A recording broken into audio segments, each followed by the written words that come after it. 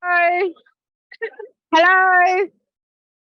Hi, everyone. How are you all doing? Oh, come on. I expect you to raise the roof. I think we can do it better than this. How's everyone doing? Okay. Yeah, this is what we want. Thank you so much for joining us for actually the first Healing Justice London event since lockdown in person. So it's a really, really big moment. And if you're in the room, you're super lucky because tickets and kidneys were going to be exchanged. And if you're on Zoom, we're so lucky that you're still able to join us. And if you're watching it on a recording, also super lucky to watch us on recording and be with us.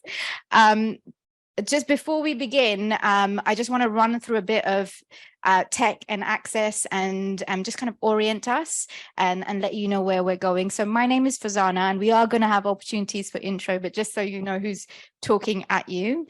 As I've mentioned, we do have BSL front row if anyone needs it, and also on Zoom. We had scheduled a 10-minute break, but because we've started more than 10 minutes in, we're just going to keep it rolling. At any point, if you need to use the bathroom, if you're on Zoom, do whatever you need to do, but really trying to take care of yourself, hydrate, and yeah, just honoring yourself throughout that, because we won't do the break, but what we can promise, in the words of Farzana Khan here, it's going to be spicy, sexy, and sacred, as is the way that we want to kind of hold space. And just to signpost the way of travel, the direction of travel today is I'm going to do a little bit of kind of context and introduction, and that will be accompanied by Resolve, who have invited us to this to the Barbican as part of their residency. I'll also, and in that we'll have some community principles. Then we'll do a short centering practice just to kind of be here intentionally together. You can opt in or opt out. And then we'll go into presentations and sharings and storytellings from each of us. And then we'll have a few questions and then open it to the floor for Q&A. At present, we don't have the capacity to take questions from the Zoom, so it is really folks on the floor. Does that sound like a good way to go? I love the interactions. Sweet. So just to let you know, we've got some community principles on how we want to, and agreements about how we want to hold space together. I'm not going to read through all of them, but the main thing that we kind of want, a few that I would want to draw out, is that these are ongoing conversations, and that not everything will be, even though Resolve is here, sorry to be cheesy, it's not everything's going to be resolved here, and this is a space. I had to do it. I know. But that these are ongoing questions that you are also part of. So as much as we are here, many of you, there's so much wisdom and genius around and amongst us and in this space. So these are ongoing conversations that the way that we want to share knowledge from here is what is learned from here, grows from here, but what is said in here, like honoring confidentiality, especially if they are kind of personal things.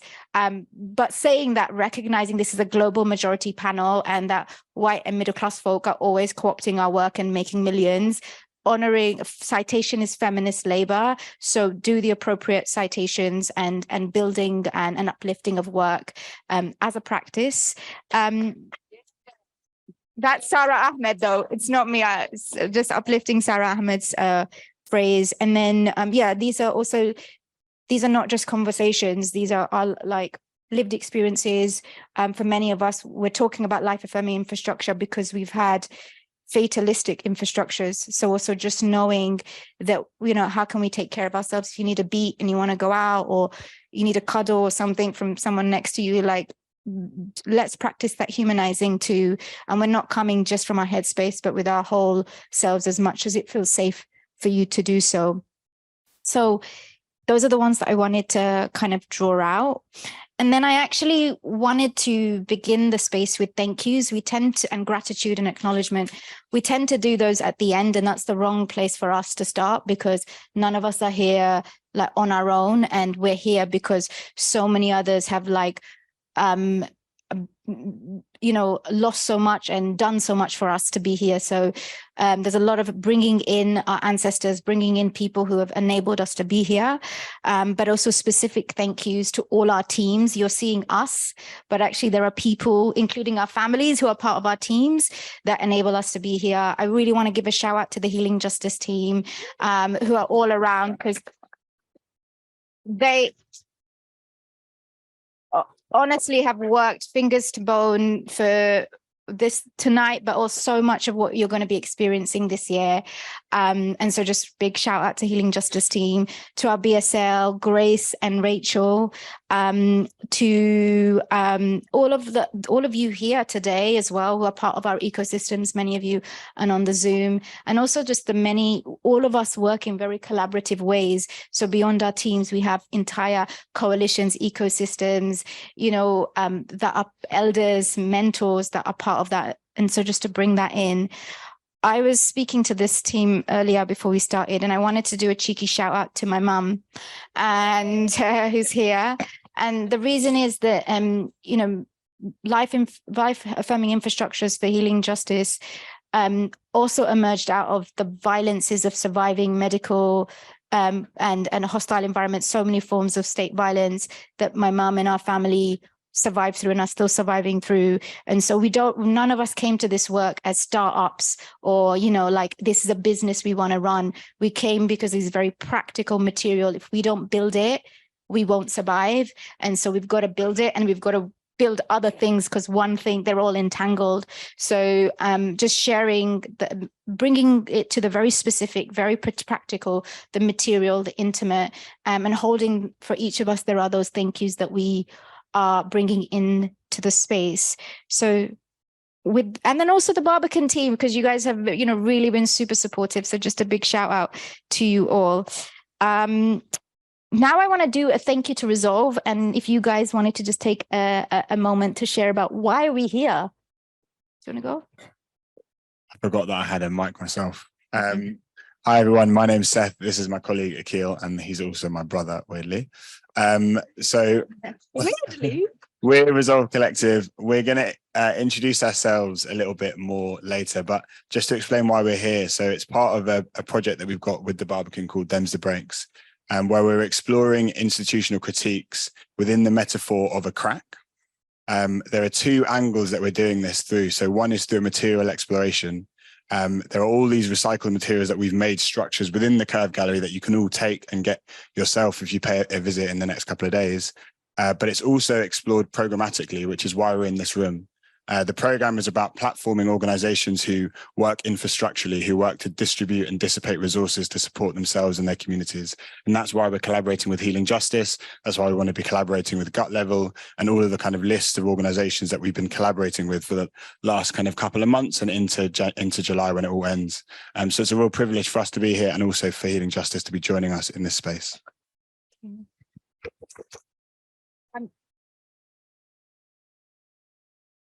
And if you haven't caught it already, in the Curve Gallery is their actual exhibition and their institutional critique. So up till July 16th, so do check it out. And we've got more info on your flyers for the Open Studios.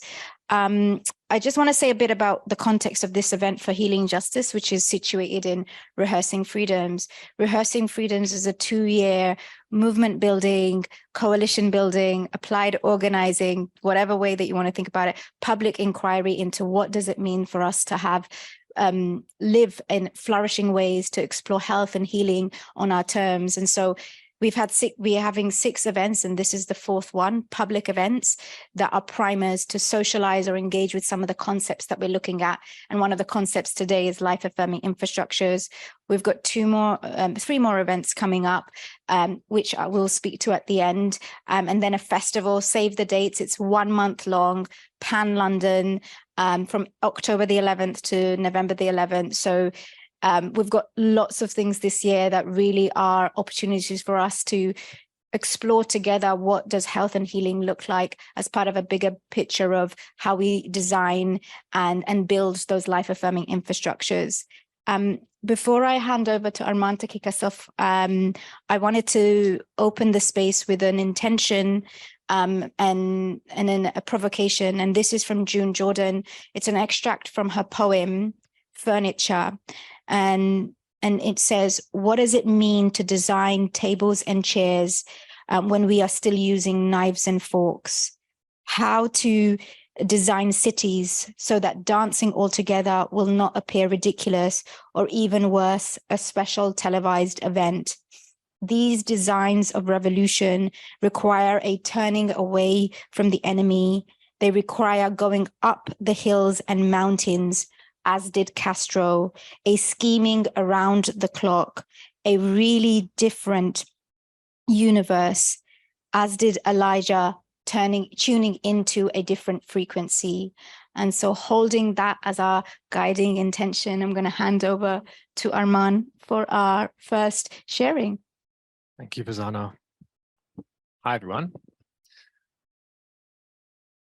My name's Arman Nouri. I'm one half of Kinstructures alongside Kwame Lowe, who's sat somewhere I can't see, Up there. right at the back. Hey, Kwame. Yeah, it's really nice to be here with you all today. I'm going to speak about our journey here and where we've got to, and also why this is important for the questions and the issues that Farzana started to speak to already, thinking about rehearsal, thinking about liberation, and thinking about life-affirming infrastructures. Before I get into that, I want to start with I guess you could call it some truths, some conditions, some foundations for this work, and really the roots of how we got here.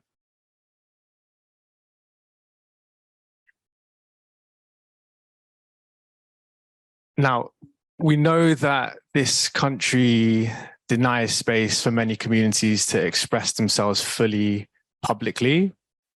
We see this in the abandonment of community infrastructure. We see this in the whiteness of our cultural institutions. We see this every time cash gets found for opera houses and not for youth clubs. And we know that there's a lot of harm that's caused in this process. If you're Black, brown, queer, working class, disabled, you feel this in your body. You're navigating a city where there's not only a scarcity of infrastructure where you feel like you belong, but you're also having to navigate institutions which constrain, fragment, and traumatize you. And at a neighborhood and community level, we know that when there are less community spaces, we feel sicker, we feel poorer, and we're lonelier as well. And these are the conditions that we're working in. And this is these are the things that we're really trying to address with Kinstructures. And I think many of us on the panel would say the same thing.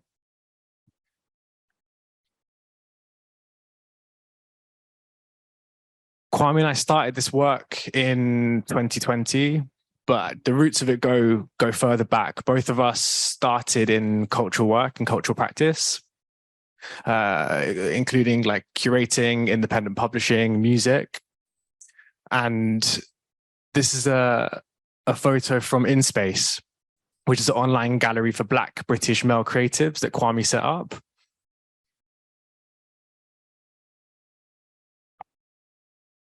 And this is a photo from Sound and Solidarity, which is a music and discussion space, thinking about how we can use music to talk about colonialism and our experiences of the city.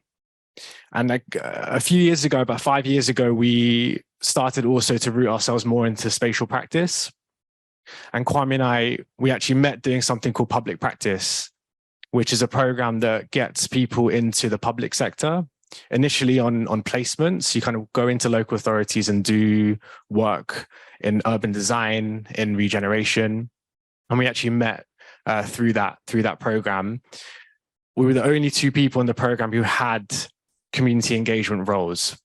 And because of our, I guess, roots in cultural work, we had an affinity which got us really close in the kind of first 6 to 9 months.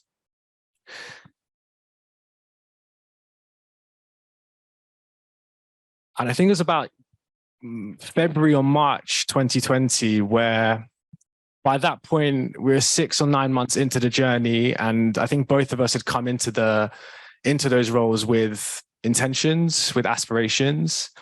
And after 6 to 9 months, we were clearly seeing that a lot of that won't be possible. If you've worked in the public sector, if you've worked with the public sector, you can understand some of the tensions, some of the barriers that we were facing, especially when both of us were coming into an environment trying to create space, trying to create opportunities for people to meet, to exchange, but also feel like they belong in their neighborhoods. And by the time it got to March 2020, just before COVID, we started to think beyond our placements, beyond the year with public practice. And it soon became apparent that both of us had this collective dream to actually build a space of our own and actually do that in London. And I think most people in the room will know that London's a very difficult place to build a permanent space for culture, for community. We were seeing this in our placements, but also because of our experiences before that, we knew we wanted to do it, but we had no idea how. And the intention during the public practice was to figure out a way to do that through the public sector. But it soon became clear that wasn't the route for us. So I think it was about 2 weeks into the lockdown, beginning of April, and we had our first discussion about how we could actually get something like this moving. How could we move forward with our dreams? How can we actually realize the things that we've been talking about for a decade, really? And the question that we started with was, how can we build more permanent homes for grassroots culture in London? And over the next 6 months, we went on a journey speaking with a variety of people, artists, community members, health practitioners, to get a sense of how we could do this and where we could do this. And over about a 6-month journey, we, I guess, pivoted. The question changed slightly to how can community centres be the sites of that kind of activity. And the reason for that was that we were seeing through our work that community centres at a systemic scale were at risk. And we were seeing that there wasn't appropriate funding to protect them from that. We were seeing that local authorities were selling them off. And this was before COVID. So actually after COVID, even more authorities are doing strategic reviews of their community centres and selling them off. So this was before all of that was happening, and the risks were very similar. And so given that there still are an abundance of community centres, not just in London, but across the UK, we started to think about how they could actually be homes for that activity. And we began to root that work in Lewisham. We arrived at Orchard Gardens, which is a community centre just behind Lewisham Station, and began a programme of art and culture, working with residents, working with artists. And the focus was really to imagine new possibilities, new futures for the space. This was a centre which hadn't been used for 3 years. This is a centre where the kitchen hadn't been used for 12 years. So there was a very fraught relationship between the residents and the community centre. And really our focus over that 9-month period was to generate relationships and build a better sense of, a better feeling between residents and the space.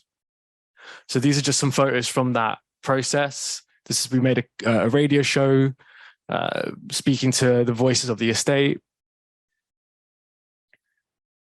We did photography workshops, teaching some of the young people how to take photos, and really rooting a lot of this in narrative and how residents are experiencing the estate and the neighbourhood.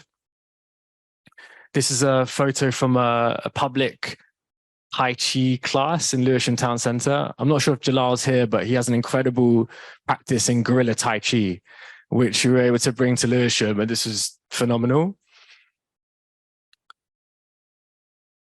How do I go back? Cool.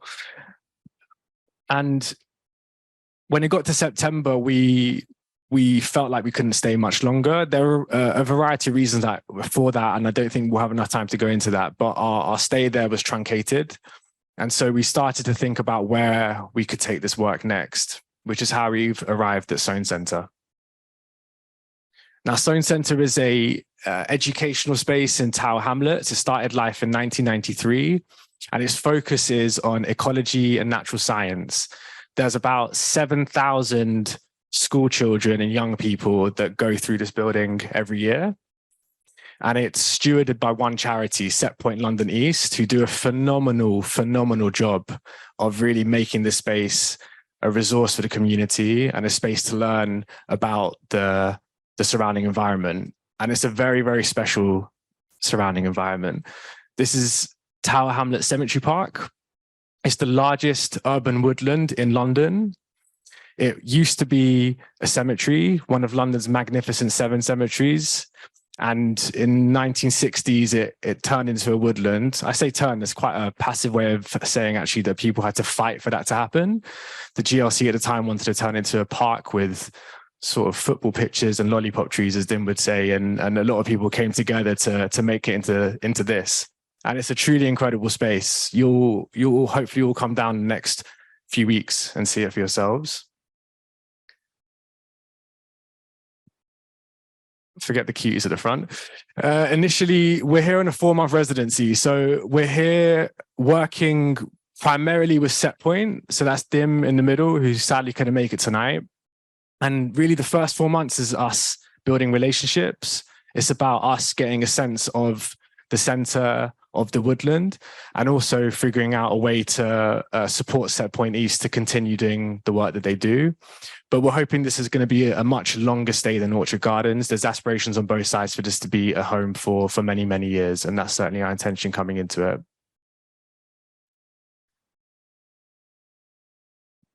And for us, the last 3 years in relation to life-affirming infrastructure, we've seen that whole communities, whole neighborhoods have been abandoned and a lot of harm has been caused in that process.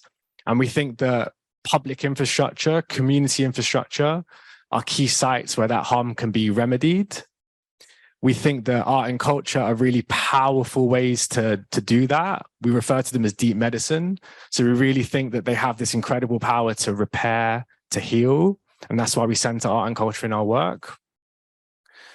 And we think that when we are able to work and express ourselves in well-run, high-quality, well-resourced public infrastructure, we feel healthier, we feel better, we feel more connected.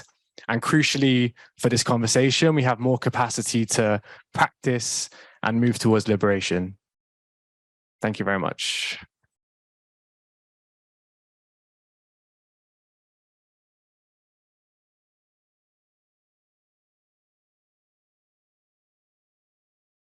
Next up, I'm inviting Resolve, and that's Seth and Akil. Sorry, you got your mic. So yeah, do.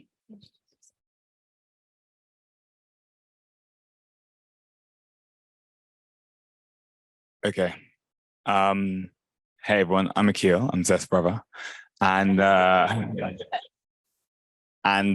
we're going to say a little bit about Resolve, what we do, and then also speak a little bit about the aspirations. And this word infrastructure, I think, applies in a very deep sense to the way we've been practicing over the last 7 or so years, but also the changes that we've tried to make in those practices as well. So this is a bit of a kind of whistle-stop journey and then a talk through what those changes kind of are. So Resolve Collective, we kind of work around a design philosophy that we call using the site as a resource. And for us, that means that how we can appraise and celebrate not only local materials, but also local knowledges.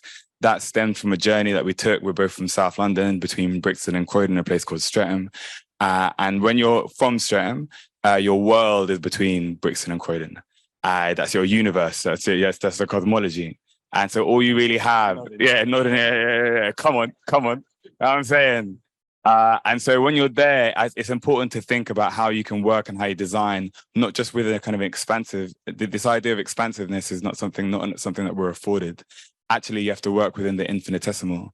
and think about the infinite possibilities that are stuck within your immediate environment. And what does that mean? How does that kind of relate to knowledge as well? So a lot of the work that we did, also a little flicky slide, was around young people, working with young people, and how we could work with kind of local young people, and thinking about how we celebrate those tacit knowledges.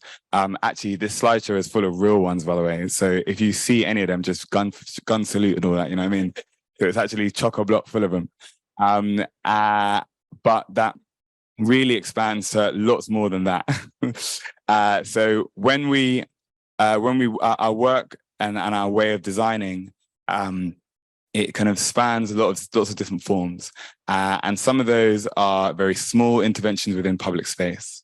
Some of those are much larger interventions within institutional space. Some of those things are making and creating space for our practice ecology, those who we've been hustling around for years, those who are trying to kind of scheme and to co-conspire around how we transform our own environments and our communities.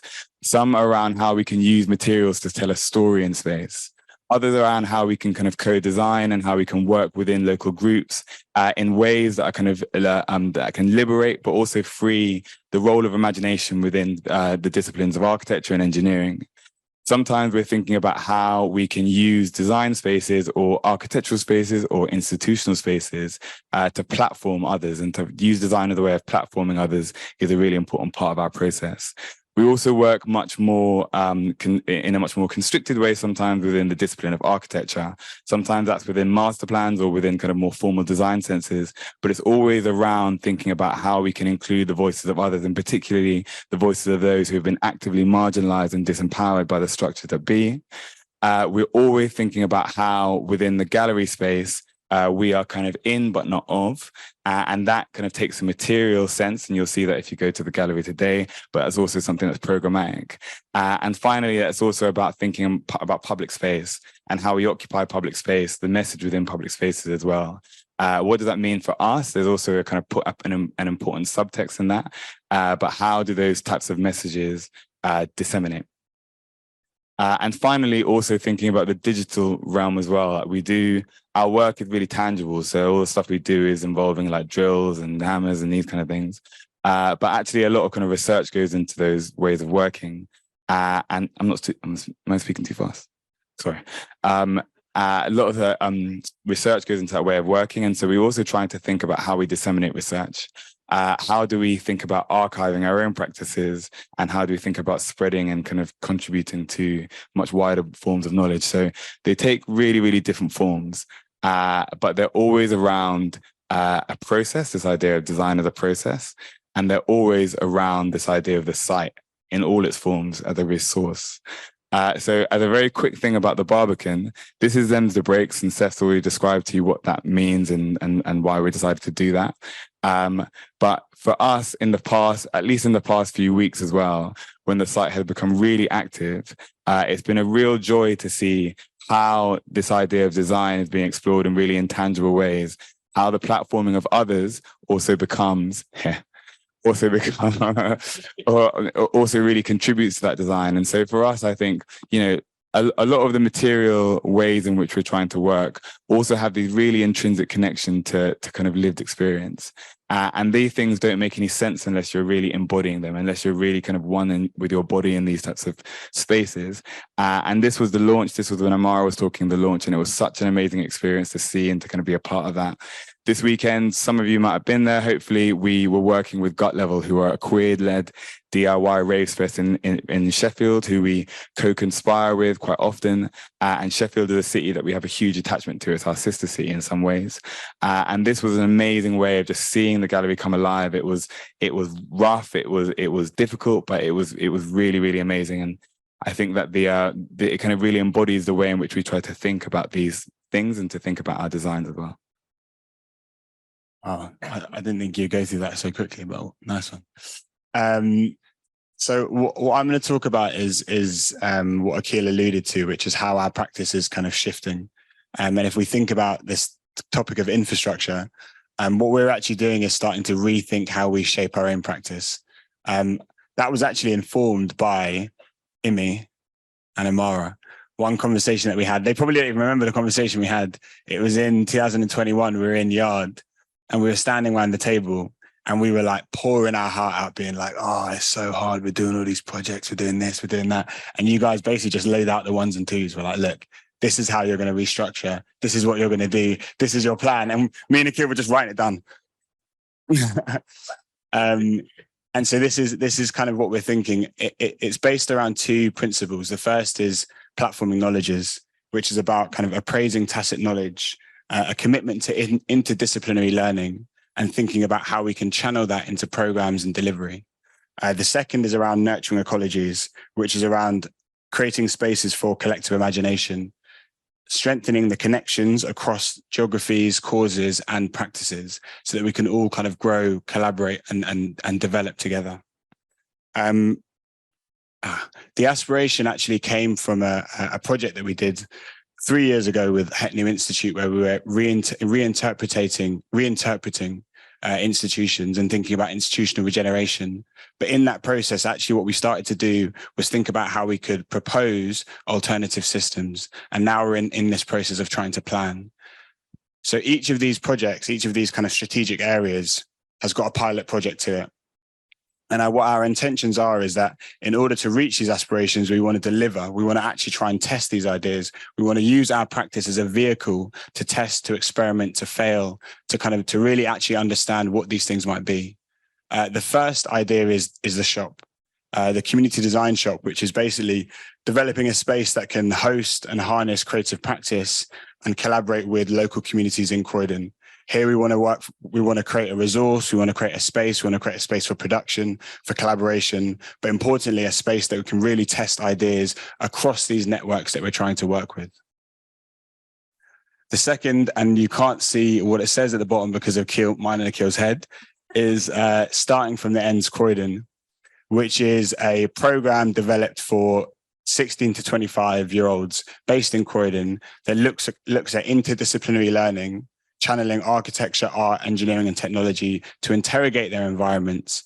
And we're really placing tacit knowledge at the center of this.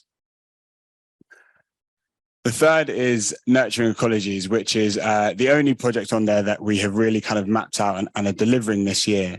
And that is about building these connections and kind of setting out a retreat/residency for Black and Brown and POC and marginalized group-led practices who are working to support themselves and their communities through creative practice. Here, this is channeled by and led by peer-to-peer learning, because Amahra said on a call the other day that she's a part of 1,000,001 retreats. Now, I don't have the privilege of being on 1,000,001 retreats, but I do understand where she's coming from. And actually our aspiration is that I'm really sitting on this stage of my heroes, right? I'm sitting on this stage of people that I'm inspired by, people that I want to learn from. And we want to try and create a space where we can facilitate learning across our own network, where we can try and share our practices with each other and share these kind of tools that we've all built up in these short and long practices that we've built, and think about how we can kind of create this future together. And then I don't know if there's one more. Yeah, the final, and actually this hasn't got the cosign from a certain Anu in the crowd, but we did a project in 2021 which was about in collaboration with Skin Deep, and it was about platforming and then kind of spotlighting organizations that work locally.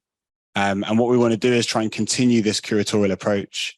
And try and share this across other networks and think about not only how do we kind of support and kind of build those connections and collaborate and work together in the future, but how can we document? How can we try radical ways of documentation? How can we try alternative ways of actually spotlighting some of the work that's already going on and trying to bring and connect across bridges with work that's about to happen? But as we've said, Anu's not really keen on that one just yet. But and that is that for Resolve Collective. Oh, no, sorry, I don't give the mic. I give this.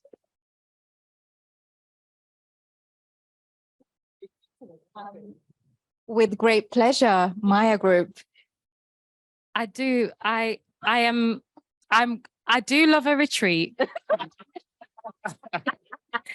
We'll chat about that later.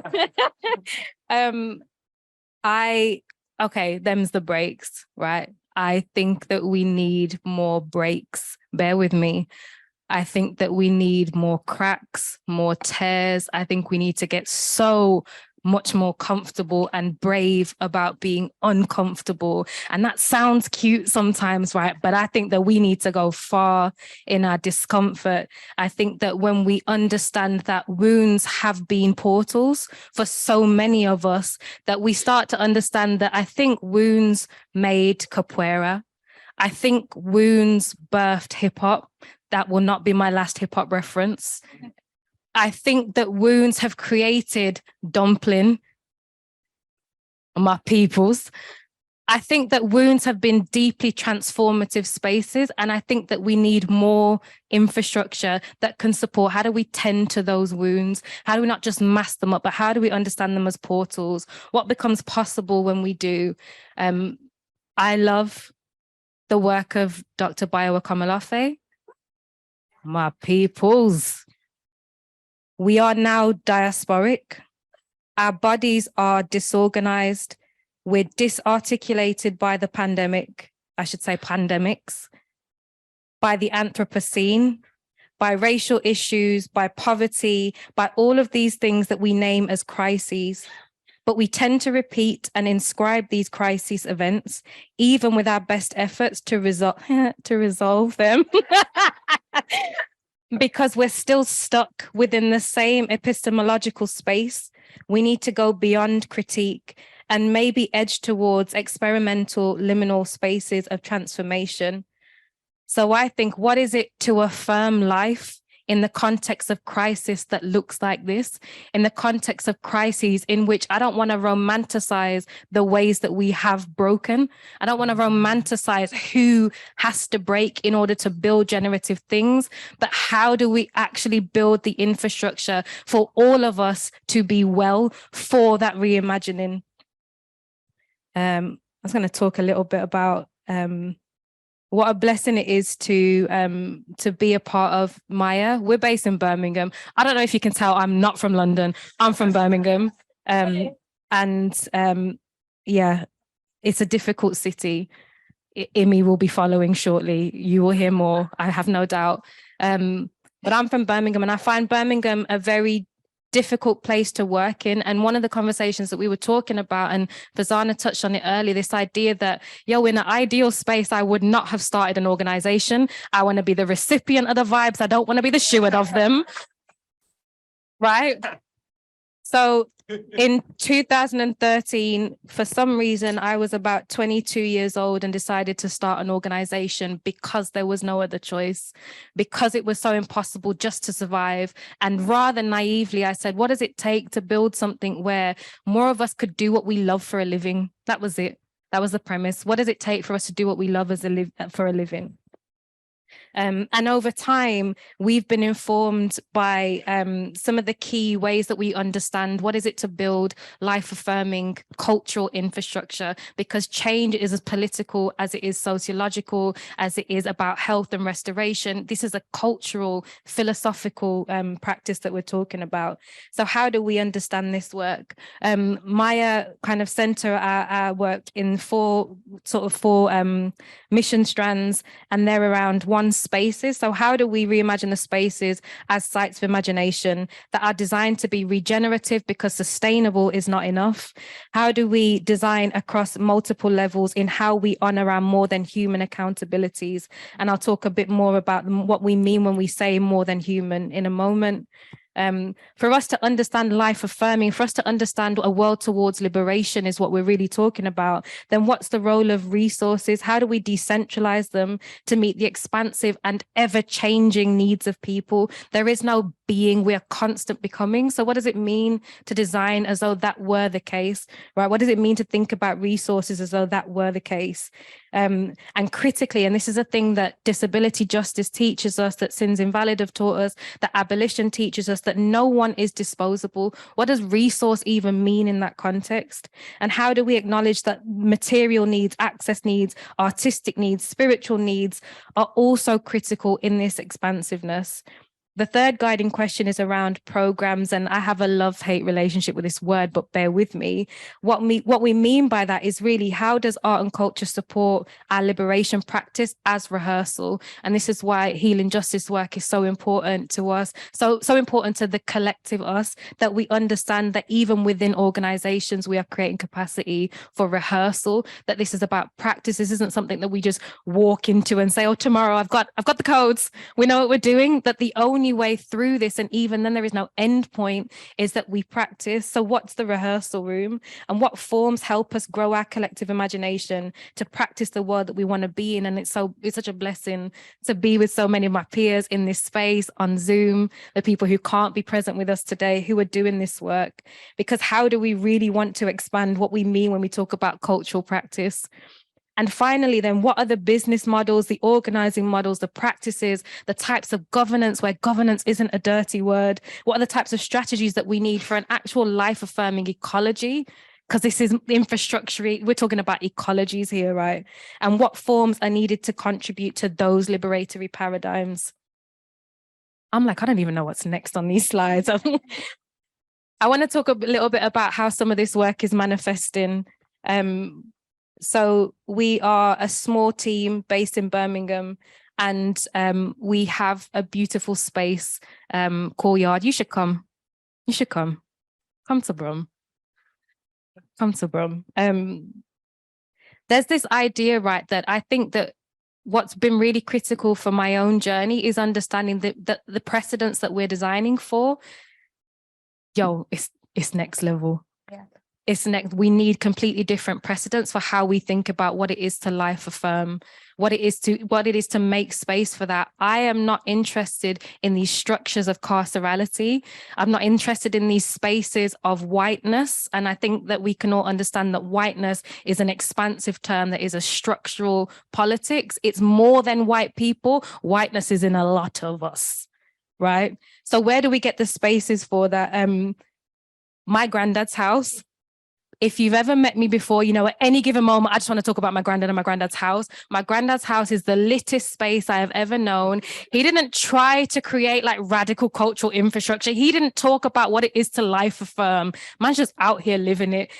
His house, right, it's built in this like industrial council estate, you know, the soil is literally toxic. Like people always say, this is a soil that makes us sick. Somehow my granddad's built this incredible oasis where we just come in and we get to be ourselves. My cousins just love dancing. There's TikTok routines and gardens and dumpling, Marvin Gaye. Like, it doesn't matter what, like this space is life affirming. I said, how do I design in that spirit? Because I don't want to build these sites of carcerality. What can I learn from my granddad? And in a way that we don't romanticize, our ancestors, they be doing something. It ain't all rosy. Our elders have not got it perfect, but what do we learn? So we're built Yard basically from this context. And I realize that I'm running out of time because now I'm emotional. Yard, I'll talk about it till the cows come home, but Yard has really been a prototype for another type of cultural infrastructure, because we say to build things at scale, we need to practice. How do we actually be in community? What are the pain points that come up when we try to do this work? How do we tend to them so we don't treat these things as though they're finished again? And I want to big up Andre Anderson, who's in the room, but I ain't even going to look at him and make him blush. But Andre Anderson is one of these incredible people, and he really helped me think about what is Abuelos, and it's the name of the space that we're designing. And it's a place that speaks in its house voice. It lets you know where it got its style from and the memories that it carries. A place with many ways in, showered with moments of discoverable surprise and delight. Hold tight, porous delight, but we'll talk about that another time. A place that invites you to take your time and claim your own sanctuary. A place that uses internal ingenuity to serve generously. A place that learns alongside the people within. A place that contains the spirit of Granddad's house. We're building this in real time, but what I quickly want to get to is how do we need to organize in order to build the life affirming, right? Because this structure right here, I don't know about you, but I don't know what I can do in this. Let's be real, the things that we want to rehearse, right, they're not necessarily going to come from this form. But I also don't believe that we're going to flip it on its head and make it out like, you know, somebody has to be at the bottom for this thing to work. I want to see something that looks like this. I want to see a solar system. I want to see that a mission can be placed at the sun, and we organize in ways that understand that every part, every being within this, every piece of matter is interdependent. Everything affects everything else. I want to understand that the people that I don't like and that are bad mind are still in my solar system. I want to understand that the people I love, the people that I struggle with, are also in the solar system. We need to organize like this. Maybe, I don't know. And for what you're cute. What I will say very quickly and to end on is this is more than a vision. This is more than a speculative exercise. This work is happening on the ground right now. My peers who are in this space, this is basically a very early iteration. And I know Laura's watching on the Zoom and is probably thinking, why is she sharing those? We got to share in the open, our mess and the things that we struggle through, because this is where we started to say, okay, how do we turn this solar system vision, principle, concept, idea into a practice in something that is also still moving at the same time, and we're still grappling with it. This is like beta, right? 1.1, and we're on like 3.9 or something now, and it's still ongoing. But I just wanted to sort of share that. The final thing I'll say is every day we're navigating contradictions, every single day. One of the contradictions that I've been holding is, how do we understand that due diligence or the technologies of bureaucracy don't have to be the thing that we kind of rest to and say, I can't make change, because I feel like that's a space for a deep crack. That is a space for an opening. When we say that I can't be radical in my organizing because I have to file my taxes, I have to file my accounts, let's design a new accounting practice. Let's call it graph. Hold on, Andre Anderson again. Let's call it graph. Let's give it a name and let's practice. What does it mean to take accounting, something that we have to do, understand it as storytelling, and then create our own language for how do we do that? How then might we reimagine what we think our metrics are? Because I don't want to talk about how many people came to the event. I want to say, where was love present in the room? I don't want to talk about like, oh, who was on your board? I want to say, how did we make space for our ancestors, even the ones that did some messed up stuff? I'm trying so hard not to swear. How do we grow a language that can accommodate the tangible and intangible elements of our work when we know that our work is so deeply spiritual? But come to Yard and we'll talk about more in it. Thank you.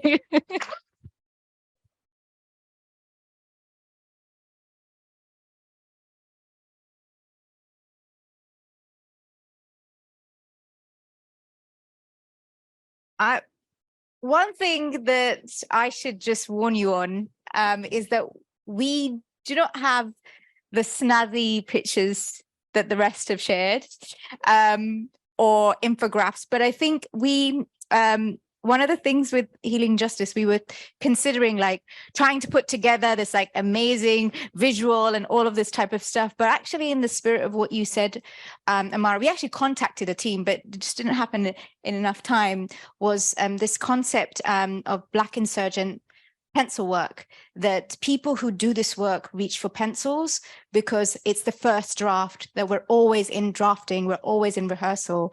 And so what you're actually going to see is 15 years worth of like practice that is pencil work and will continue to be pencil work, because as you said, Amahra, it's not just a state of being, it's a state of becoming, and we can't do that with pens, we have to do that with pencils. And so this is really a piece on pencil work and us drafting and rehearsing together. Healing Justice London, maybe just some background context, really emerged out of it's really hard to say when Healing Justice started, because as I said earlier, it's not a Kickstarter or an organization, it's practice.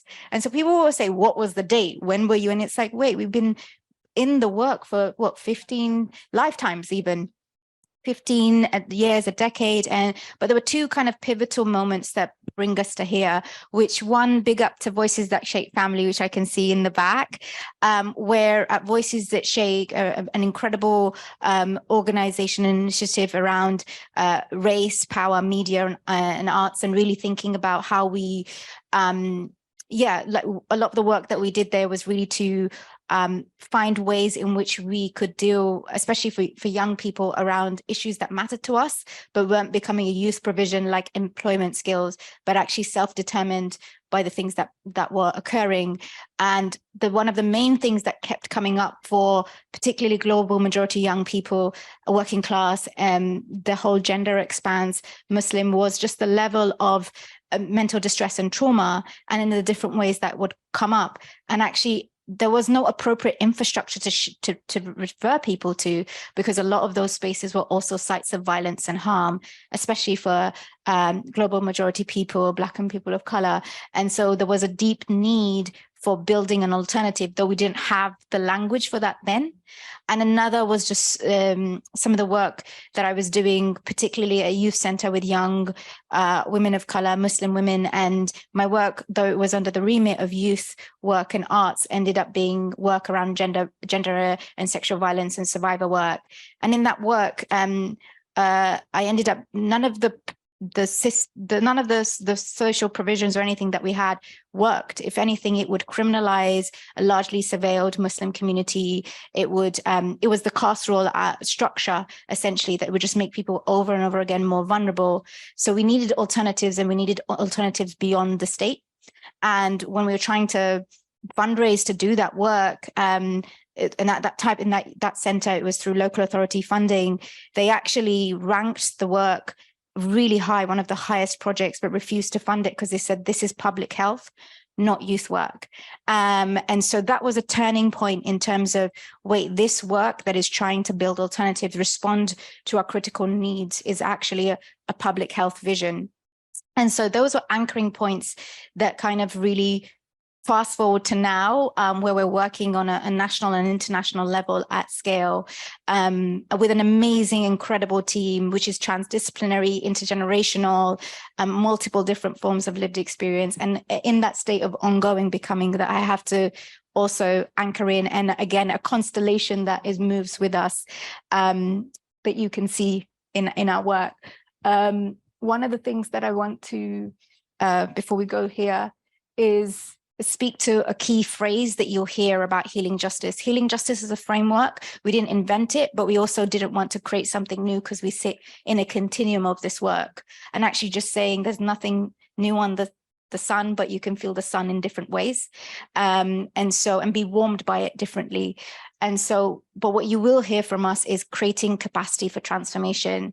We're out here always saying we want self-determined, we want more participation, but when you're traumatized, you can't even be in the room, and we can't be present, not just to resist, but also to life and our aliveness.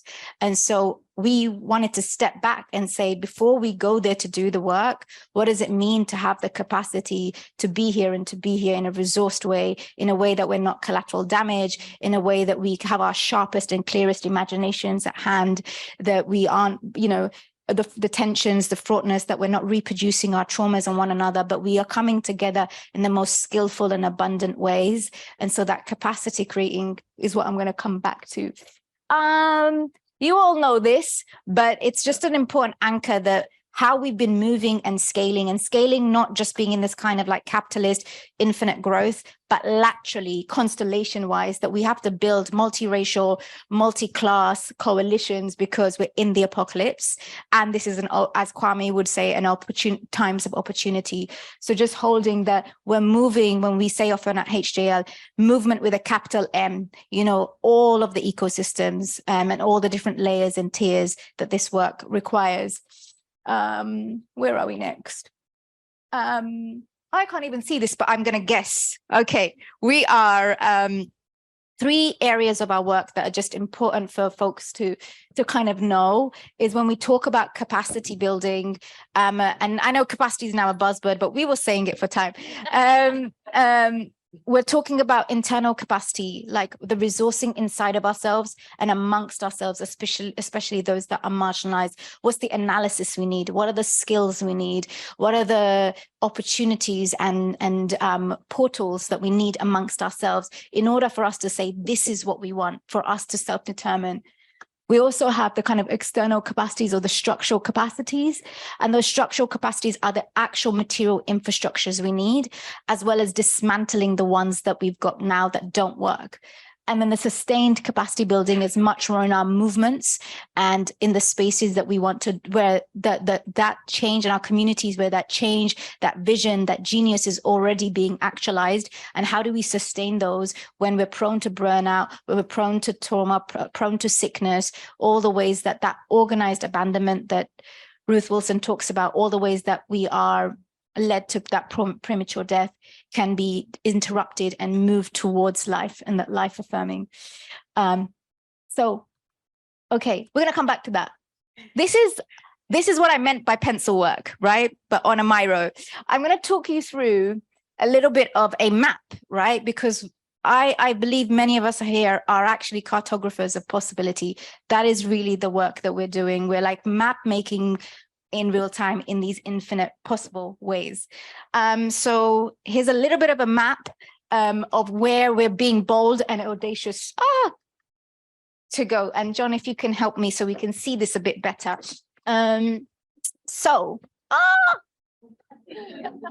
Okay, so healing, yeah, so we start at 1 and just move down a little bit. So 1, we, HJL, we're trying to create capacity for transformation. And we do this, when I said capital M movement, across sites of change and sites of shaping. This is a model that Alan Wong put together around public health and HIV and AIDS. And these are the sites of shaping and change. And so these are sites we want to touch and we want to change and shape. And what you'll see is this is a color code, because some of these things here, like the individual in this teal, family and intimate network is the teal. You'll see the community in the yellow, and then the structural or the institutional in the red. So it's a bit of a map. When we say capital M movement is the leveraging points that we strategically want to impact. What's important to know is that they're not exclusive. So some space you might see it as yellow, but actually it's a yellow, teal, and an orange. But it's just where it's most prominent. And then we can go to number 2, which is the internal capacity building, structural capacity building, and sustained capacity building. So how are we doing that and how we're doing that right now? Go to number 3. We are at Rehearsing Freedoms. Hopefully some of you have heard about Rehearsing Freedoms. So Rehearsing Freedoms is a 2-year public inquiry where we're exploring how we want to build towards prototyping public health infrastructure, and public health being a unifying strategy. As Dr. China Mills, one of our colleagues, would say, all of us are patients, but not all of us have been afforded patienthood. And so recognizing that we need to actually explore that together and also distill what we already know about that and strengthen what we're already building. So in Rehearsing Freedoms, through this 2-year inquiry, we're exploring, we're playing, we're figuring out together some of those things. And I'll come towards the end back to Rehearsing Freedoms. And in this work, we've got 3 tiers, so we can go to 5. One of the things that we're doing in the internal capacity building is actually training, hopefully over the next 10 years, 150 community first responders in somatics and abolition.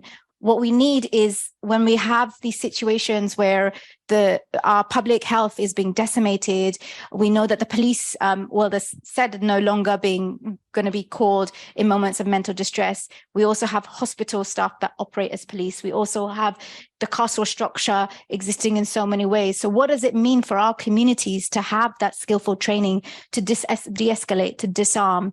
And what does it mean for us to grow that capacity in our communities as practical, tacit, tactile tools? And for us to just do it, like we can't wait. So that's one area. And we've already piloted that last year, and we're already en route. And this work is called movement medicine, because we want to bring that medicine into our movements, and we need it. So hopefully this is what we are working towards and growing towards. And then we want to go a bit down to the structural capacity. And this is a land-based prototype, if we stay on the apothecary, of a community medicine center. One thing that's really important about our work is we're not, 1 minute. I'm so sorry. We are not, questions. So, no. Community medicine center, we're going to prototype it, not to absolve the state and do social prescription, but actually because we're going to make these local skin deep and resolve efforts of just building it, and then you guys can build it too and make it better.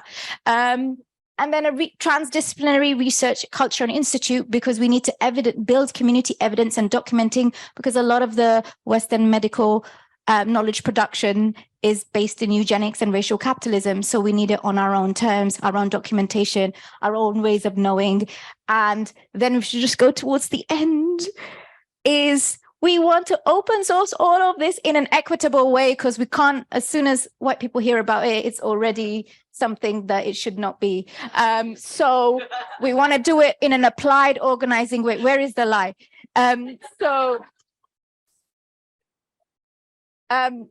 We want to do it in a way that it's equitable and applied. And yes, I will stop there. And we can come back to it in the questions. Boom, done.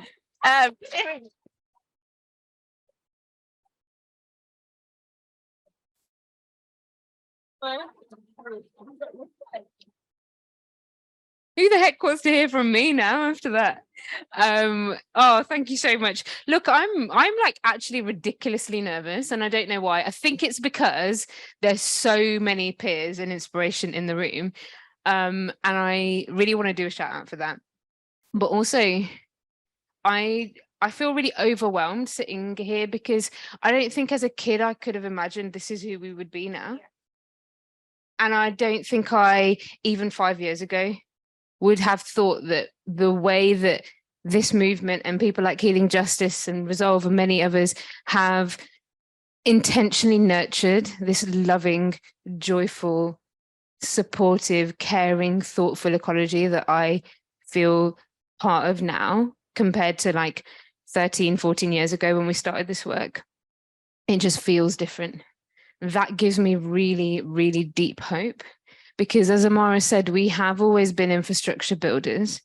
Whether it's your granddad's house, or when my grandparents came here after partition and they rebuilt their entire lives in the backdrop of everything they knew being ripped away, and they built the infrastructure, the gurdwaras, the way to buy homes together, the way to save money.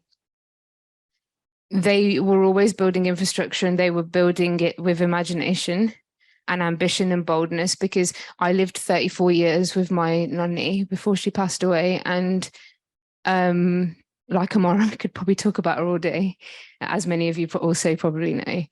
And I never heard a day, I never experienced a day in 34 years where she didn't wake up in the morning and believe that our lives were going to be radically better than anything she'd experienced, despite of all she saw.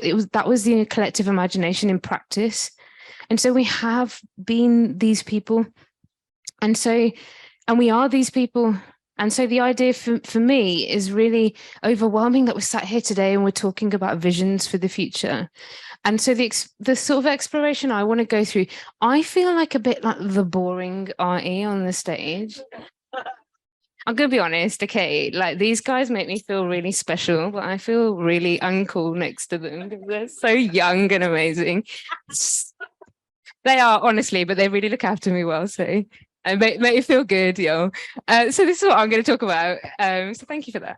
But I'm just going to talk a little bit about this idea of infrastructure, but in the background and the backdrop of the work that we've done at Civic Square. And I guess most recently, and before that Impact Hub Birmingham, but most recently, this really has been driving a lot of thinking about what all of the learnings of this incredible work ecology practice that I've been really lucky to do and be part of for so many years, and to pick up the baton and carry it on from many before us. But this question at the bottom, where it's like the future will look different, no matter what, just how different is up to us, is really profound for me. It's like this agency that this question gives us to say that we still really do have a choice, and we can throw everything in the kitchen sink at this, and we should be, and there's 1,000,001 different ways to get there.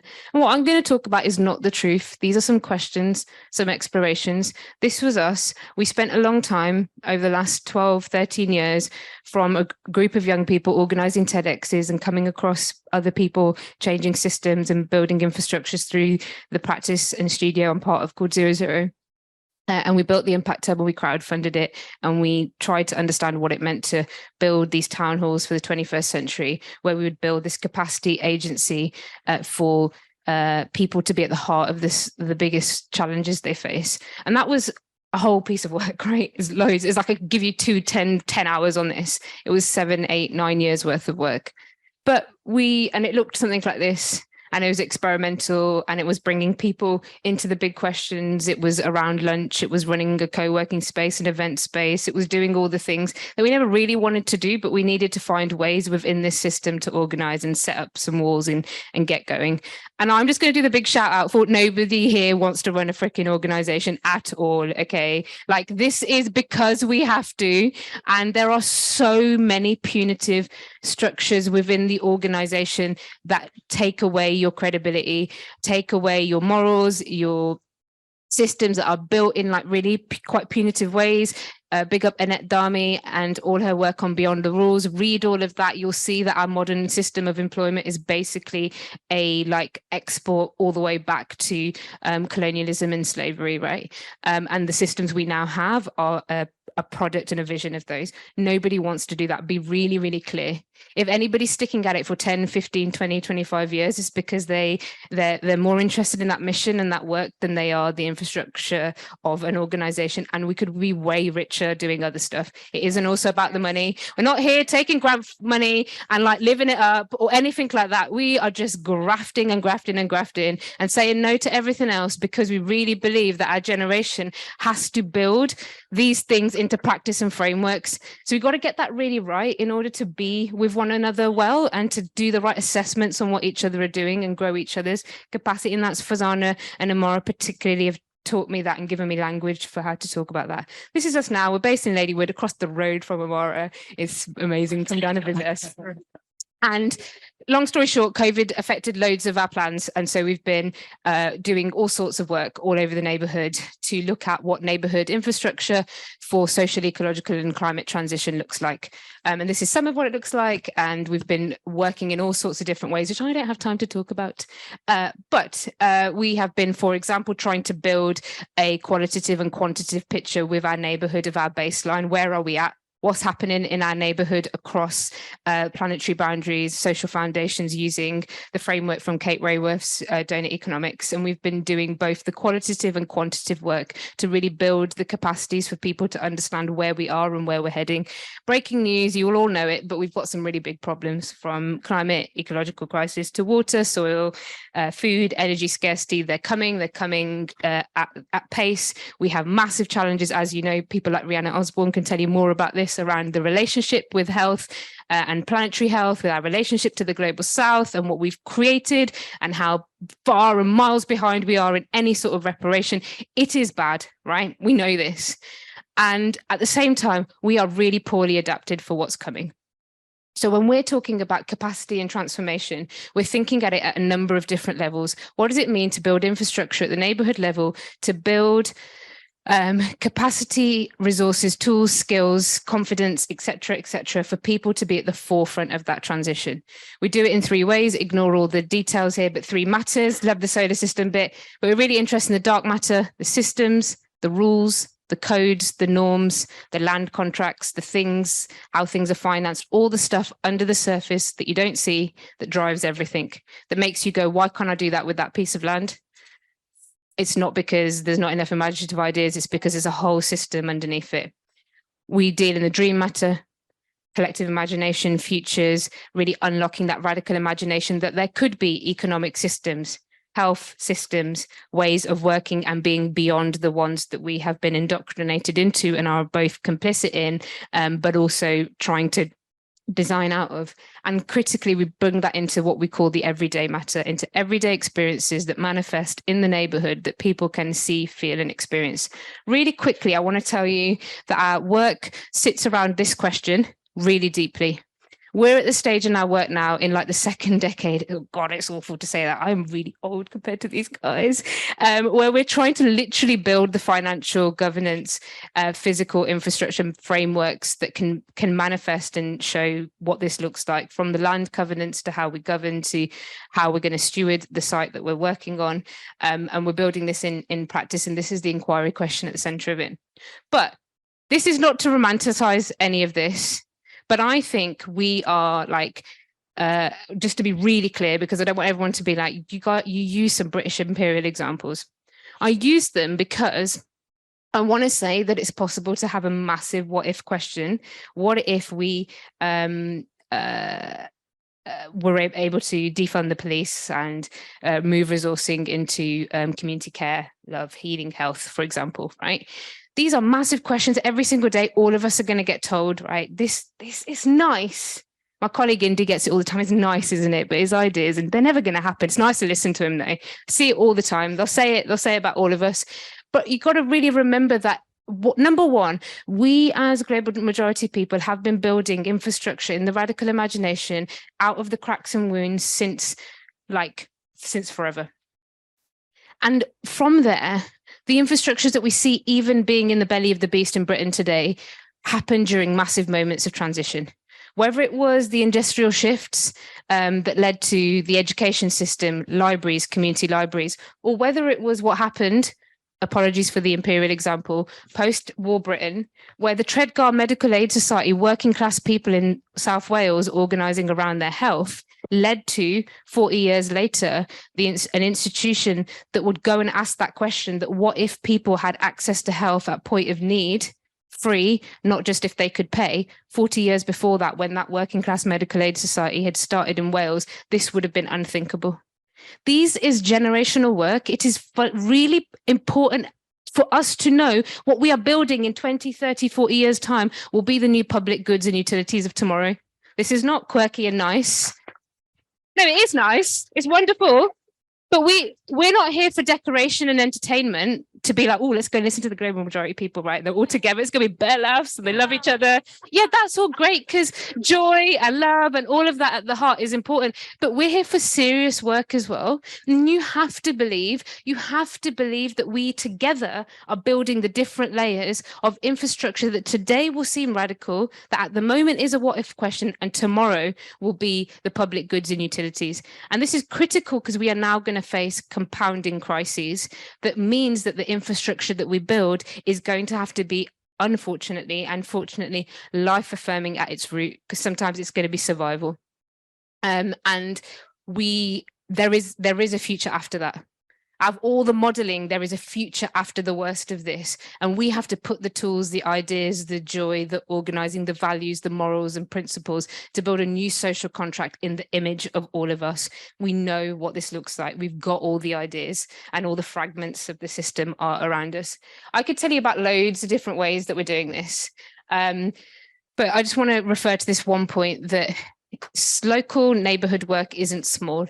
If you can demonstrate different layers of new forms of governance, new forms of finance, of new forms of working together, of how alternative visions, futures, land contracts, organizing, et cetera, can look, and you can build system demonstrations, which is what we're trying to do. You can start to use those small bits, like the Tredegar Medical Aid Society took a question, and you can start to shift the possibility. You could already see it with so many new public goods and utilities. The 4-day working week will come soon. The basic income will be here soon.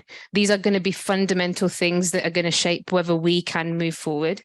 So I want us to also think about the fact that we have a chance to shape and deeply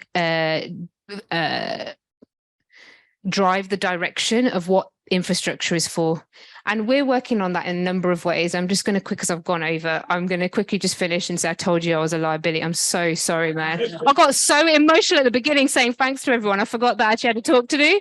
But we're working on it in 3 demonstrators, a physical infrastructure showing what the spaces will look like, what will happen when we repurpose our high streets, our empty buildings, our grandparents' front rooms, our corner shops, into the community kitchens, the micro factories, the workspaces, the shared spaces, the libraries of things, the community infrastructures that will mean that we can both come together in the really powerful ways you've already heard, but also to really build a bunch of really important infrastructure for those deep climate and ecological risks that we have created.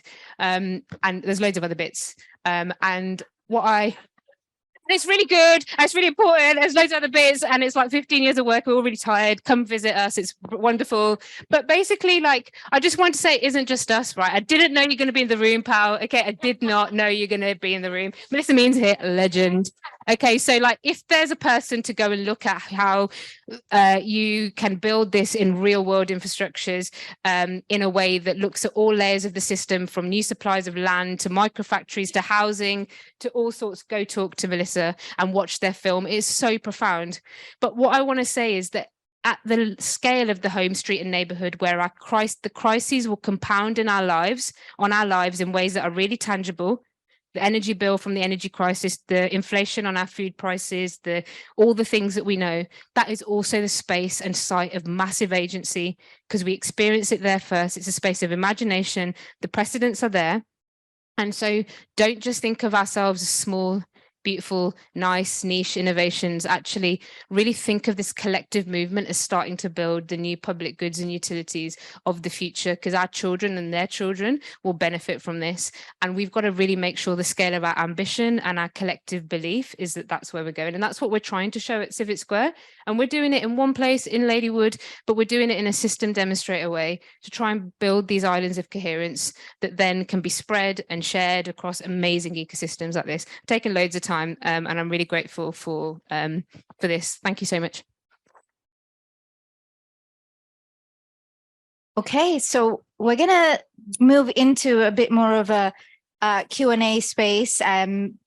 But before we go into questions, I just wanted to maybe also speak to, there was a very intentional curation. Everyone has said this on the panel, that there are so many peers in the room and on the call and global, but there was an intentional reason that we picked this particular panel. One, because we are in an ecosystem with one another and we hold it down with one another and we are taking care of one another, and to actually demonstrate that the funding world and other spaces make us compete. And actually, we're trying to be in the spirit of collaboration, and that's not forced. It's not for a panel. There's a genuine love and connection and kinship here, and practice and working through the fraughtness and tensions and kinks, and to model that and to put that out in to demonstrate that. And we don't always agree as well. And that's also really important, that we have different strategies, and we're all also at different stages of the work. And so to also demonstrate that there's not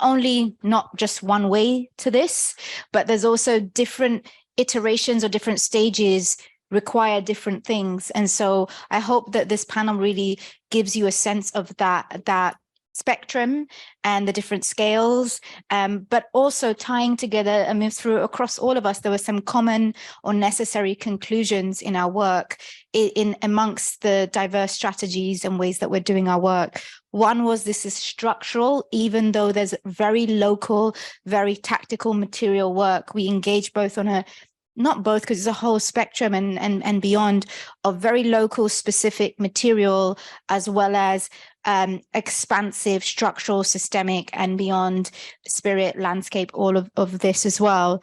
That site is really important, that a material site is really important. Design and the ability for us to design new realities is really important. That this is decades of work. It's not like, something that we thought up, but actually years and years of practice and process, more than output and delivery. And also this, Amahra and I in the break were saying, like, so many times people thought we were, crazy, or, that we would be pathologized in a particular way because they didn't see it as possible, or that what we were doing was so unbelievable. And so it is just to say that when we're in visionary practice, we're looking at something in a way that is fundamentally achievable and doable, but we've been surrounded by this moment of having ecosystems and peers by profound moments of loneliness, because no one was walking that walk with us and couldn't see it and didn't have their eyes on the things that we could see were coming up, and fundamentally being told over and over again, it's not possible, and it's not possible for someone like you. And to put that back into the room and say it's possible for all of us, and we just need to get stuck in and do it.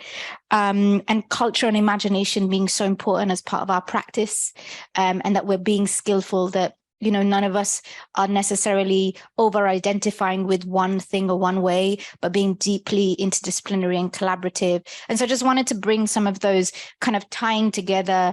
There are lots of common necessary conclusions in this work, and that's a really beautiful sign for us to do, to kind of, if we're looking for direction, ways to move forward. And I'm going to open the floor up with two questions before I hand it over to the floor. The first is if each collective or group could share a reflection or learning around building life-affirming infrastructure. And maybe we could start, you guys. You both can give one, two. Sure? Yeah, you're hosting us, go on. Yeah, I mean, so I'm so gassed just to be next to you guys. So I'm trying to hold myself together.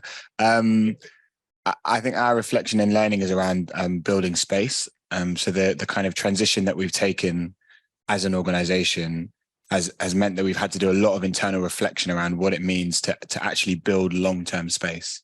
It takes a lot of kind of critical reviewing of your own practice. It takes a lot of forcing your own time and kind of being really, really critical about how you spend time.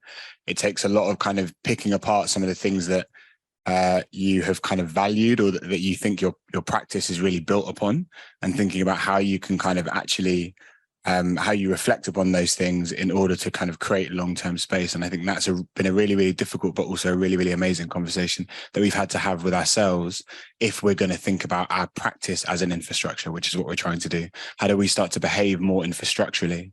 Really means that you've got to kind of force some hard questions down your own throat. No. You guys go. Yeah, I could probably write a book about this, because what a ride this whole thing is, right? And I think the first thing is that there's like I said, that analysis of it changes when you are radically in ecologies and ecosystems together. And this isn't like a passive practice, that love and care and joy and investment and sharing, from the pains to the employment contracts to the strategies. These are intentional processes. They're fraught with systems, structures, and many different things that could push us against each other, that could create scarcity, that create massive crevices where there is often small disagreement. And it is a really deeply active practice to build this up. I was just saying to Seth in the break, 12 years ago when I first started this, it wasn't like this. It just felt like there was a couple of us not in the country. Obviously, there was loads of amazing work happening. We weren't the first to do anything, but it wasn't like this. And it's been because of loads of people in this room, actively reaching out and not making that piece of building this ecology passive across many different backgrounds. That's been really profound. And I'd say we've done it, Amahra and I could probably reflect on it, we've done it through the hard times as well, not just when it was all glorious and we felt like we knew where we were going, when it was hard and we weren't sure, and we were able to. And when you do that, you give yourself, when you come to the relationships and to the work like that, you have a very different lens. In the vein of this, Amahra and I were talking on the train here as well about this thing of how much creating one good job humbles you. Create one good job and sustain it, and then go and talk to your peer about how things are going in their organization. Do that for 5 people or 10 people or 15 people for 1 year, for 3 years, for 5 years, for 10 years, against a pummeling of a structural condition, but also on never being enough, and it humbles you. And so I really, really think that is critical to part of why we're here, where we are. And a little tiny thing I was going to say is we need to find liberation and freedom in opening up the space of the challenges we face, honestly. Okay, because if it terrifies us, we will innovate and build in like this much of the problem. When, for example, on a piece of work we're doing around retrofit, really like boring technical thing, that has all this magic around it. It relies on us doing all this incredible work to thousands and thousands and thousands of homes, one home every 3 seconds, really quickly up until 2050. Except the only way we can do that is through a material budget that will destroy the global south. Colonization 2.0. So by creating the problem space and saying there are all these abundances, here they are, but there isn't material abundance. There isn't abundance of certain things that we can't keep. What that opens the space for is innovation and imagination in a way that liberates us. And I really think that is a capacity to open up the space. And you're always the one that everyone's like, oh God, not you again. Like, especially imagine, right? Like when we're talking to DESNES, the government department on this, they're like, you get out of here. You really mess up this idea that we need to do all of this by 2050.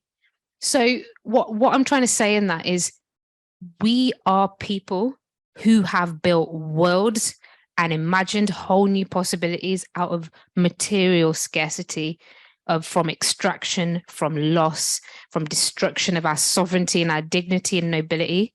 We are the best people to help this blooming wretched system reimagine how we can still live and thrive and build life-affirming infrastructures, but not in the image of the extraction and the harm and the we will do it at any cost. We are the right people. And Amahra always uses that with the quote of June Jordan of we're the ones we've been waiting for. And we've got to really grow into that confidence and capacity. And we've got to say it with our chests and our shoulders. And we've got to come together really boldly. And that is going to be harder than it is easier, because it's hard to be together. If any of you in a big family, you'll know what I mean. For us, it's been learning to deal with uncertainty. There's been, I think everyone's on the panel has spoken to how little we know about the path ahead, how little we know about this work and what we actually need to do. And the last 3 years has really been a lesson in how to dance with that uncertainty, how to move with it. There's no toolkit for this work. And actually, like a toolkit wouldn't even help, really. Like we're dealing with situations where there are so many questions, there is so much of a haze, of a fog about how we need to move forward and where we need to go, and how we actually build that into projects which then ask for certainty, which then ask for these answers. That's been a big test. And the thing which we always come back to is our gut, is our body, is our feelings. And there's been so many instances over the past couple of years where we've felt a certain way in a space, we've felt a certain way in a meeting, and we haven't really been able to understand what it is at that moment in time. But looking back on it, actually at that moment, we are given the answer to that situation. And, in our engagement with somatics, we learn that actually how we experience or what we experience actually starts off as a feeling, and we actually understand that much later on. And we know that there's a poverty of language to describe those emotions and those feelings.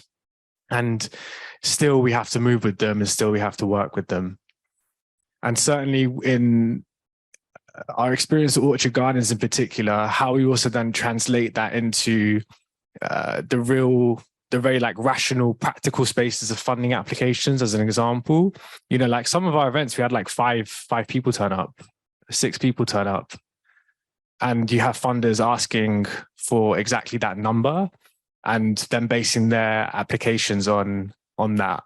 So we couldn't give the numbers that the organizations would ask for, but actually what we were able to work with was the feeling that we had in those spaces.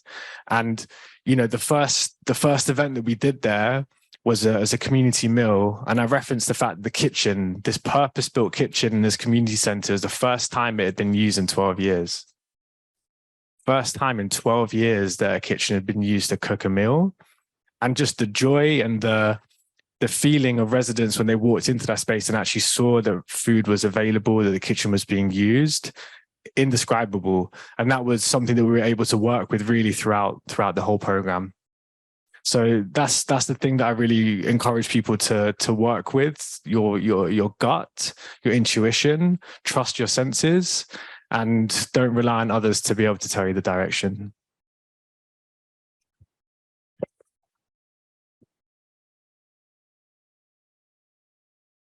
I've got so many notes.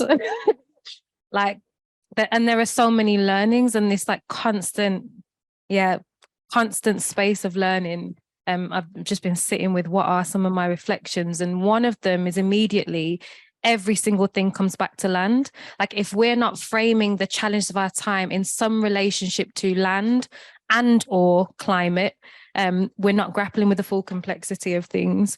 But one of the biggest things, and Arman touched on it in relation to the gut, is I think that we need new navigation systems. And I think the gut, for so many of our communities and lineages, the gut has been a navigation system. And I think about that both in the context of, even within the gut, there are more than human entanglements, that there are other beings, other things that are happening, other life forms that are informing our dreaming, our decision-making, and that the more than human must situate itself in the context of climate crisis and what we are doing in our actions, in our thoughts, in our beliefs, because we build what we believe, that what we're doing to the planet and is one way that we need to think about the more than human.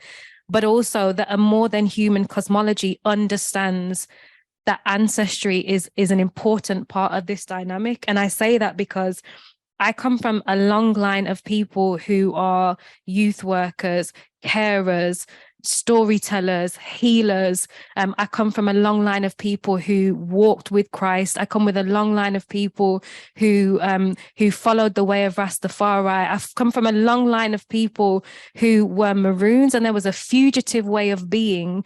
That actually what happens is, if we look at what they're doing or what they've done throughout time, this is collective imagination as survival, but the reality that happens is those are the people who are ostracized, othered, they're considered vagabonds, they're dehumanized. And this is the thing that when Imi's talking about this, like, you know, in 40 years' time, this is how long it takes for us to catch up with something like, oh gosh, we should have a system that understands that health should be a public good, that you know, that we should design systems around this.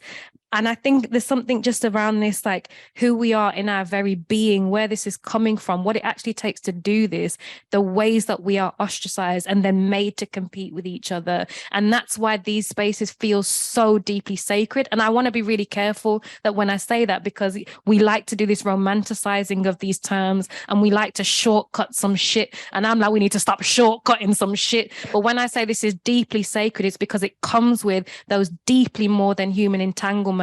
And there's no half-assed way to do that. And that's why it's practice.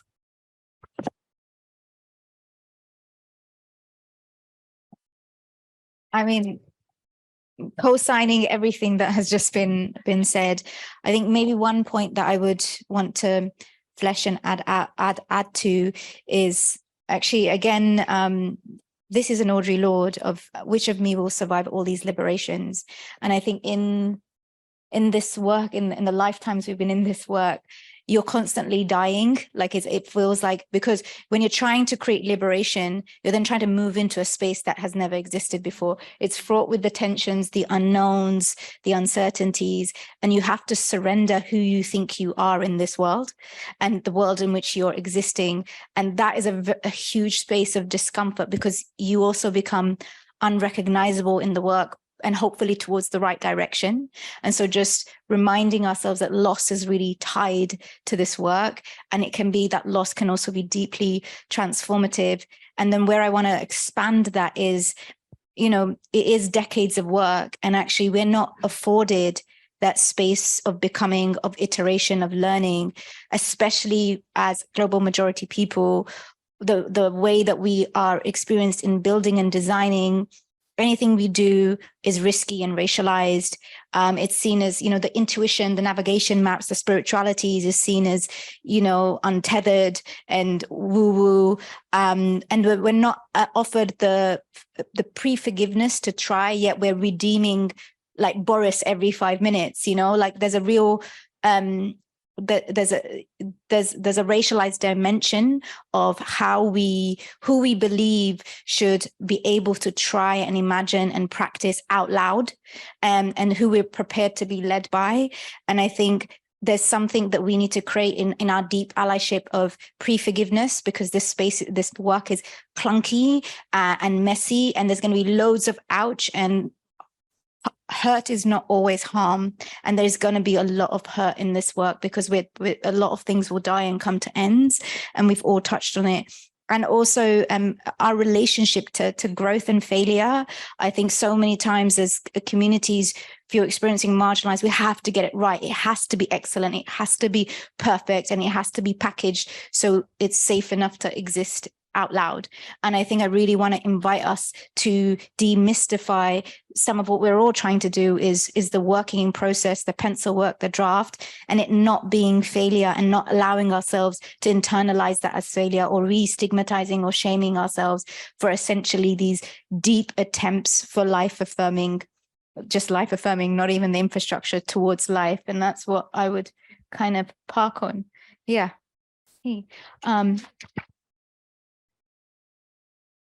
Okay, I think we can go. I want to do 2 rounds of questions at least, but maybe to make that possible, Eva, who's got the roving mic, we could take 2 questions from the floor, and then see if folks can answer one of those across the panel. So if anyone's got any questions or curiosities, just going to say, please don't do an SWP large comment piece. Like, please, somebody's got to say it, so I've just said it. Not really a question, just a comment. Just a question.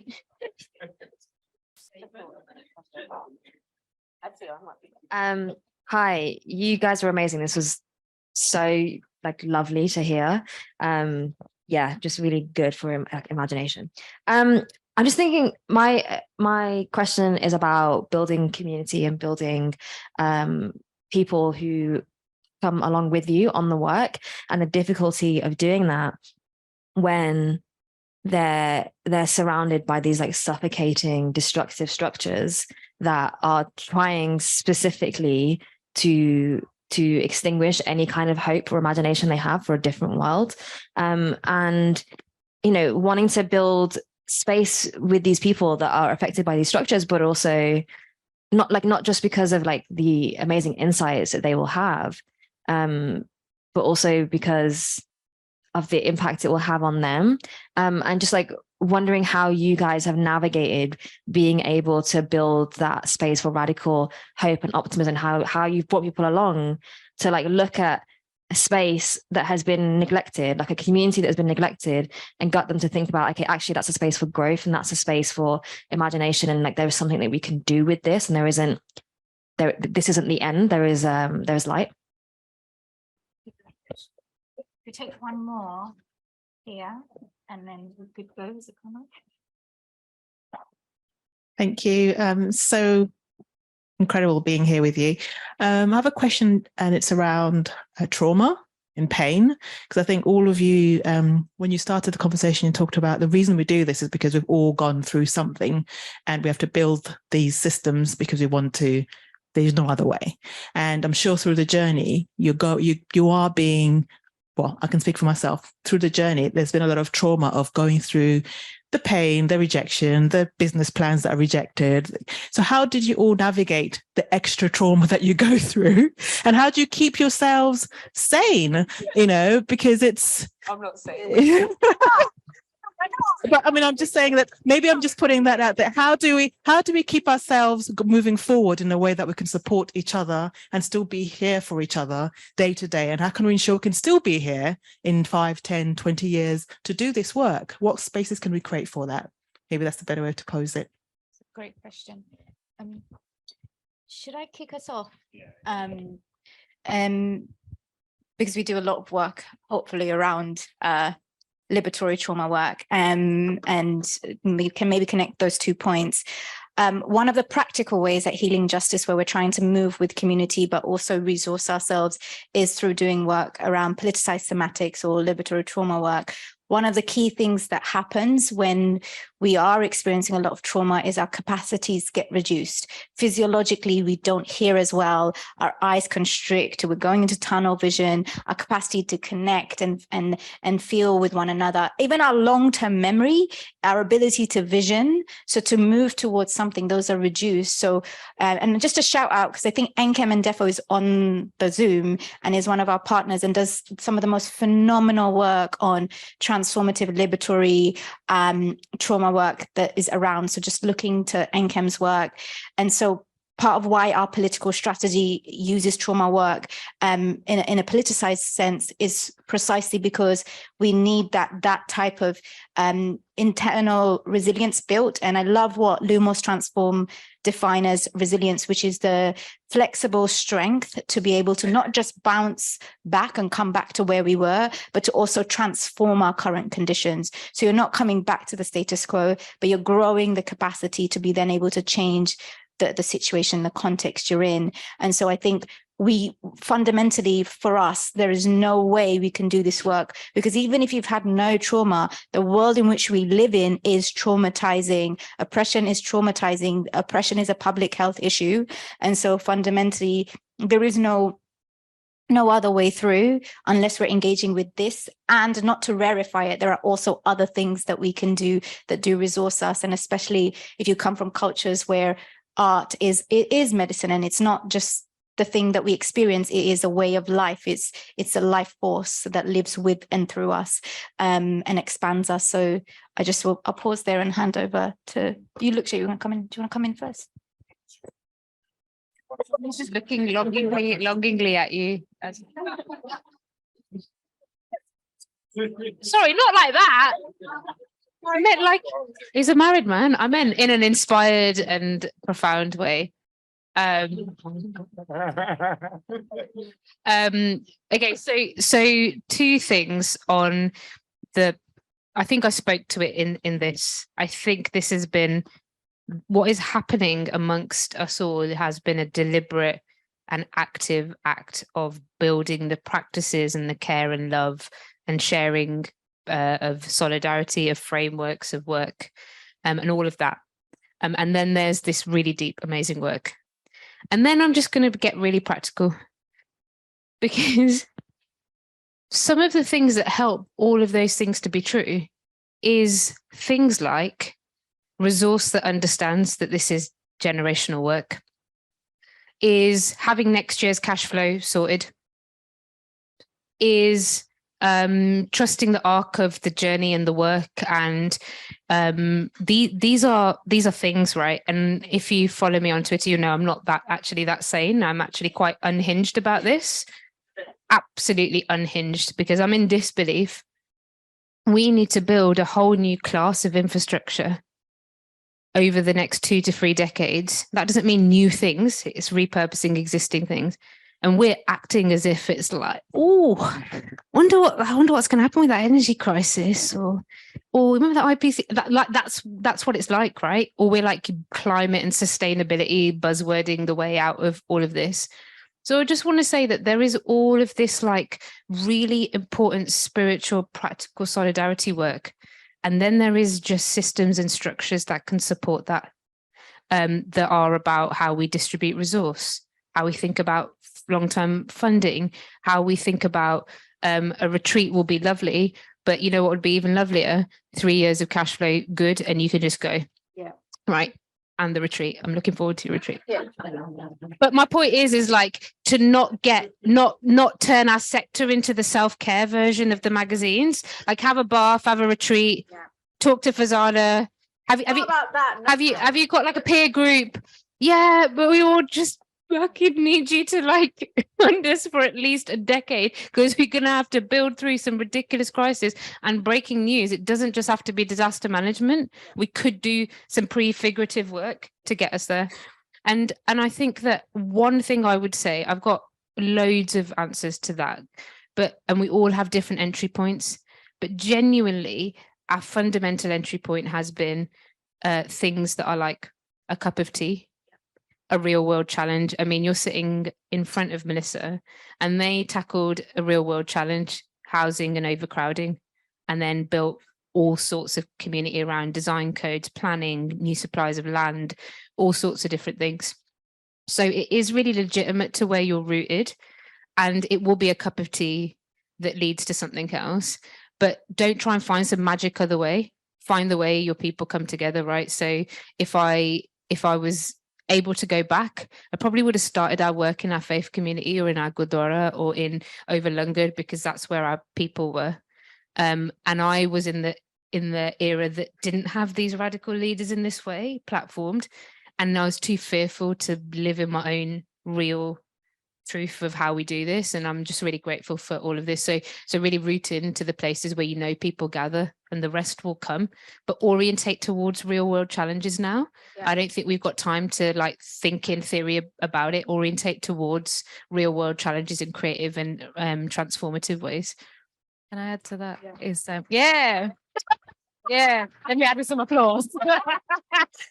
I always think about this question around sanity and health. MAIA is 10 years old, and I remember when I started MAIA, there was a startup culture, right, in 2012, 2013. I don't know if anyone else is familiar, but people always said, oh, Black-led organizations don't survive past 10 years. So to be 10 years old now, it means something different. I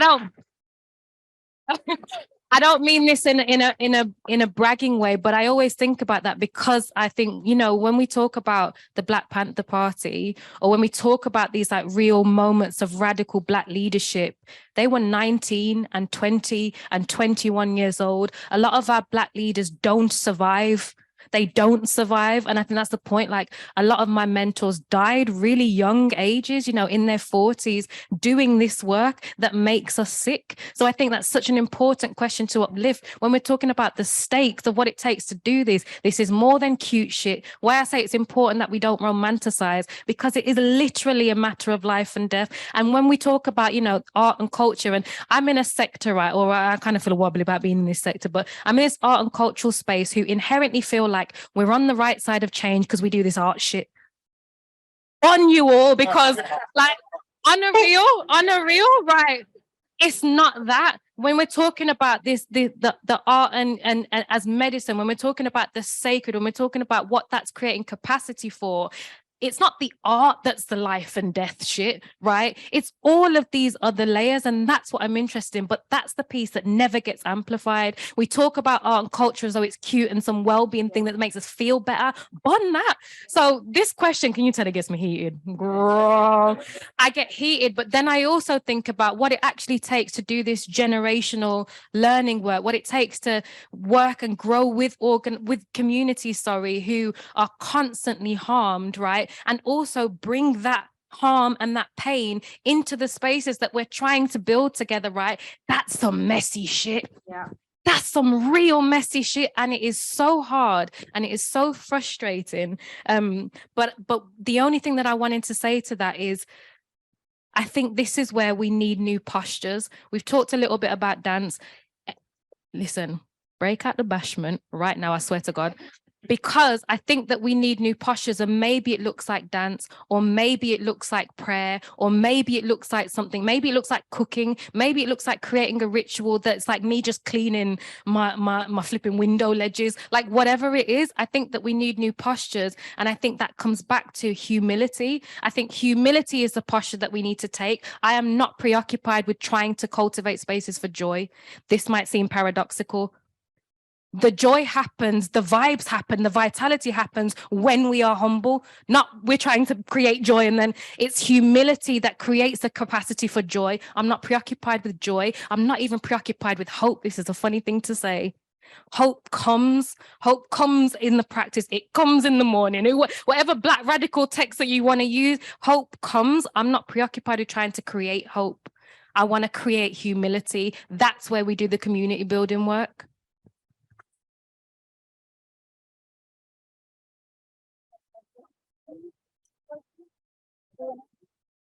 I just want to go back to back with Amari. on the ones and twos, because I think on the question over here, which is around how you kind of keep that sense of togetherness, or how do you keep together in those times, right? I think within that structure, we're too often kind of drawn to an idea of collaboration as a kind of availant thing, something that doesn't have a positive or a negative. But on that note, I want to talk to you a lot about co-conspiracy. Yes. And I want to talk to you a lot about what it means to co-conspire against a structure, because I think that when we and we're used to the appropriation of things which were once co-conspiratorial. You know, we talk about mutual aid as if it's something that we do between neighbors and spying on people and blah blah blah, and the neighborhood watch. When it's actually an anarchist principle, we're thinking about how we shift things, and the idea of co-conspiracy is something which was a language in the times when no one gave a toss about what was going down. Right, in a time where we were out in these abandoned spaces, we're still in these abandoned spaces, but the abandoned spaces were the only places that we could have been. And we were there and we were working and we were hustling with everyone that was outside on the periphery, everyone who had been marginalized by these infrastructures. And I think a position of being marginalized by infrastructure, being the person to whom infrastructures are weaponized, puts you in that perfect position to reimagine those things. It puts you in a perfect position to think about how redistribution or how public good and how these idea of public assets can be repurposed in a really, really different way, in a way by which, in an immediate way. Because when we talk about the police, I'm not talking about the police as an abstract concept. I'm talking about the police stopped my brethren the other day. When we talk about healthcare, we're not talking about healthcare being an abstract concept. We're talking about our bodies are being weaponized by the current healthcare, and our bodies are being and the way that our bodies are being reconstructed by those violences. I think there's a lived experience, and we've talked about the way that trauma works within traumatic experiences, but there's a lived experience which I think drove us to that point of co-conspiring at the very start. It drove us to that co-conspirator point, and that's kind of never left. That's why when we get together, other than being on the stage, it's like the people that went to go plot to blow up Parliament. Yes. Yes. That is actually, Yes. that is quite Snitching, bro. You know what I mean? That is quite. We're being recorded, bro. I'm Muslim. But real talk, that's actually how these go. Like, we're on the stage now and that's all good.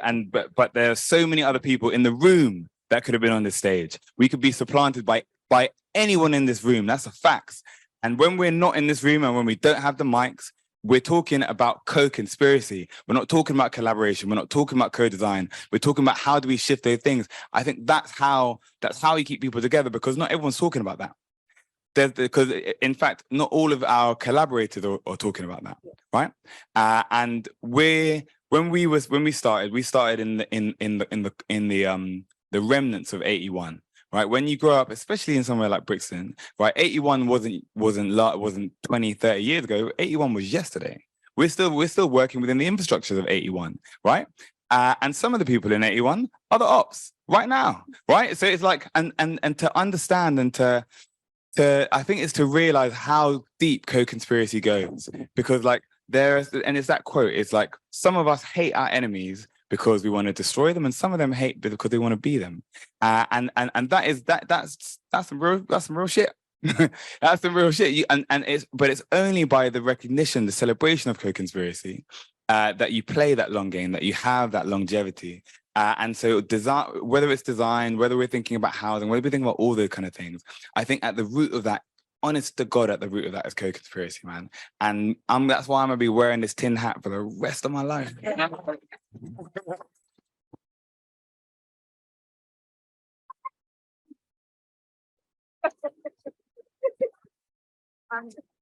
We have 10 minutes and there's 5 of us. So I actually won't take any more questions and maybe just invite some closing remark, including, I know you're right that we're not working to cultivate I'm just chatting to them, right? You just got me into that energy of just hanging out. So what I'm not gonna do is maybe take another question, but invite the crew here to maybe do closing remarks, and maybe one thing in the spirit of Amahra saying we're not always trying to cultivate joy or hope, but something that we practice that helps us access joy or hope. So I don't know who wants to go first. Do you want to go first? Get it over and done with. I'm going to say something borderline cliche, but I am a mom, and oh God, I love my kids. I love my children so much. And this is a difficult thing, because one of the things that I remember speaking with Imi about, and it might have been the same day at the yard kitchen, it might have been the same day, but I remember speaking about like the sacrifices that we take to do this work. And I am longing for more space with my children, because this is the first site of practice, like the first space where I really started to understand what does transformative justice look like, you know, in a dynamic, is in relationship with my children. So all I will say is I find that parenting has been one of the most humbling journeys for me, one of the most transformative and healing journeys for me, because I can see things reflected back at me that I'm like, oh shit, I done did something. Damn. But my kids, my youngest son has the dirtiest laugh, and I'm like, oh my God, that's me, you know. And my eldest son, like, he's always complimented for how gentle and gracious and still ferocious a leader he is. And he's 7. And I'm like, yo, these kids. So I feel like mothering, and I think this is a gender expansive term. It's a gender expansive practice, but mothering for me is a deep site of joy.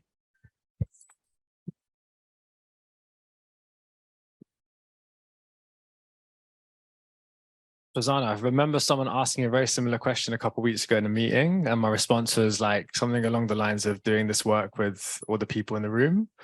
And just to riff on Akil's co-conspiracy, an invitation to co-conspire, I think for me, there's been so much of like the last decade figuring out who to do this work with and how to do this work. And I feel blessed. I feel truly blessed to have found the people to do that with. And I know there are many others who are in similar positions, but also others who aren't, who have these aspirations, have these visions, but maybe not the communities and people to do that with. And so my invitation and my ask is just to find your co-conspirators, start with something, work with the uncertainty, and just keep dancing with it, see where you go.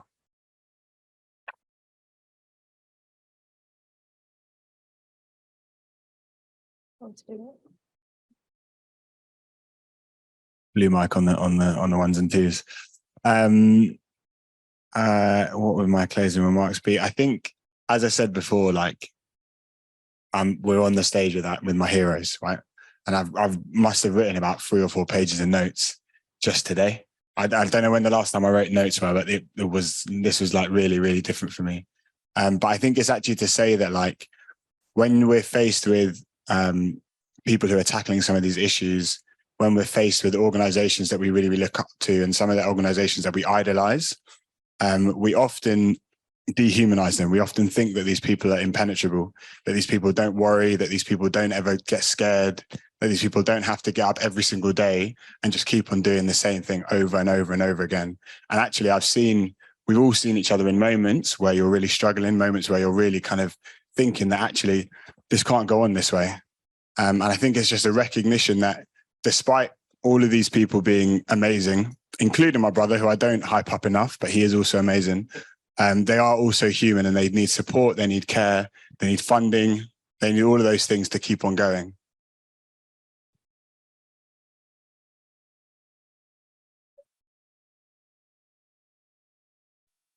Well, the first thing that gives me hope is nights like tonight, because you could swap out these 5 people, 6 people with multiple 6s doing paying work in this room and on there. You could do it over and over again, and we could literally do a lock-in, right? Yeah. Well, I don't know how much we should let people in on the secret, but the point is we could literally do a lock-in, and honestly, we could really like speak to so many different visions that Akil talked about as well, and that's really powerful. And it's not that it wasn't there. Of course, it's always been there. We talked about hundreds and thousands of years of just rich, amazing ancestors that aren't even in organized structures like this. Like they're in our homes. They were in the rocking chair every morning. I used to come down before I went to school, giving me wisdom. That they're all around us, right? But the fact that we are also organized into a space now, and are thinking at a scale that is so transformative and liberatory, and actually thinks about infrastructure, but is also putting in the work to be there with each other. And God, like the end of last year, there's a whole handful of people who saw me have a quite public freaking meltdown. Look, they're laughing, aren't they? I nearly lost it. And these guys, you know, we really helped each other through that quite practically. Thanks for that, by the way, everyone. And that gives that should build hope, but not just a hope that's like go home and be like, thank God someone's doing something about it. And it's like I can just start to get some cups of tea on my street going, right? And that should be really empowering. And history isn't just a set of things that happen one after each other. They are patterns and cycles. We can leave behind and critique, particularly like in the quite imperial extractive examples I gave. You can critique and leave behind and learn from what we don't want to repeat. But these are patterns and they're cycles. And especially in big transitions in societies, we've got precedents. We've also got the things we've invested in from a welfare perspective. I use that word loosely. We've got these patterns and cycles. We know what's coming in the next 20 years. It's a wholesale shift of everything. We have to get our rucksacks on. We have to get our ideas out, and we have to start influencing. And some of you will. One of my colleagues calls me a white whisperer. Okay, and the reason Go on, say it. the reason why I told you that, is because they're like, so I'm telling you really, like, this is recorded. What the heck am I doing? Right. The reason why they call me that is because they're like, you can go into different spaces, like policy, like other spaces, and you can influence in ways some of us don't want to. What I'm trying to say by that is it's not a proud freaking title I have, okay? But I love you all. I like being able to play that space, because I do think it's going to take all of us in really radical ways and many types of practice. But the reason why I'm saying that is because there is a place and a role for everyone's skills. Yeah. There really is, and that is that's an active piece of work you have to do to find the spaces. We disagree with each other. We don't all always agree on every part, but what we do know is what we're moving towards, and how to mobilize our talents, our skills, our passions, our capacities. Our white whispering, which is getting into the existing structures, which is a metaphor for that, to really look at what leverage points we can pull on. And so there is all this. It might have sounded like magic. Tonight might have sounded like magic, but it's not a magic you can't touch. It is magic. It's magic because it's joy and love and care and ambition and honesty. And I don't normally want to give massive space for funders on things like this. But I have to say there's a funder in the room that here on large, man, in a line. They're all here having a great time. There they are. For the last 5 or 6 years, I've seen them actively move towards creating capacity, resource, space, belief that we are more than just a bunch of niche little ideas, that we're going to be a force or something else.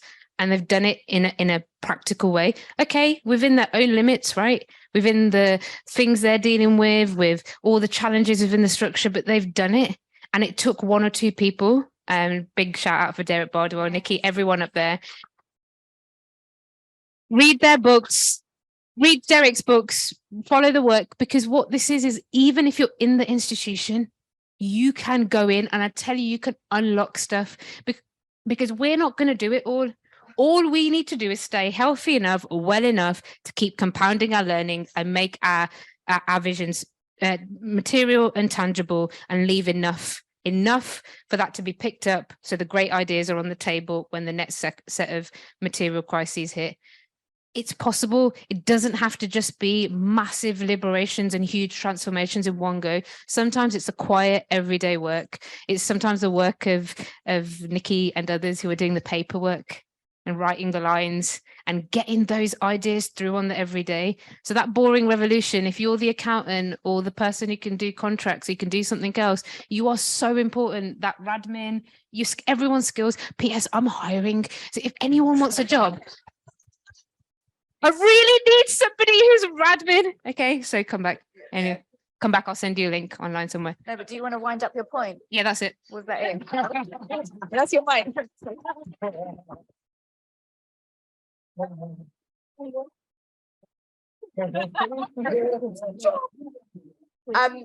Maybe on that point, because you call it. Oh, sorry. I'm into Amy, like, you know. I know that many of the times we do joke and also say that it's like the boring revolution, but this is, I think, the paradigm shift that I would like to add as a closing remark is actually that work is sexy work. Like, we should be seeing organizing, administration, radmin as really, really critical sites for where we're social sculpting, where we're changing, where we're transforming. And so my closing remark is really start to build a relationship to study in the way that Fred Moten would talk about fugitivity and study, that we study each other in a way that I'm learning every single, not just day, moment, from the peers, the folks in the room.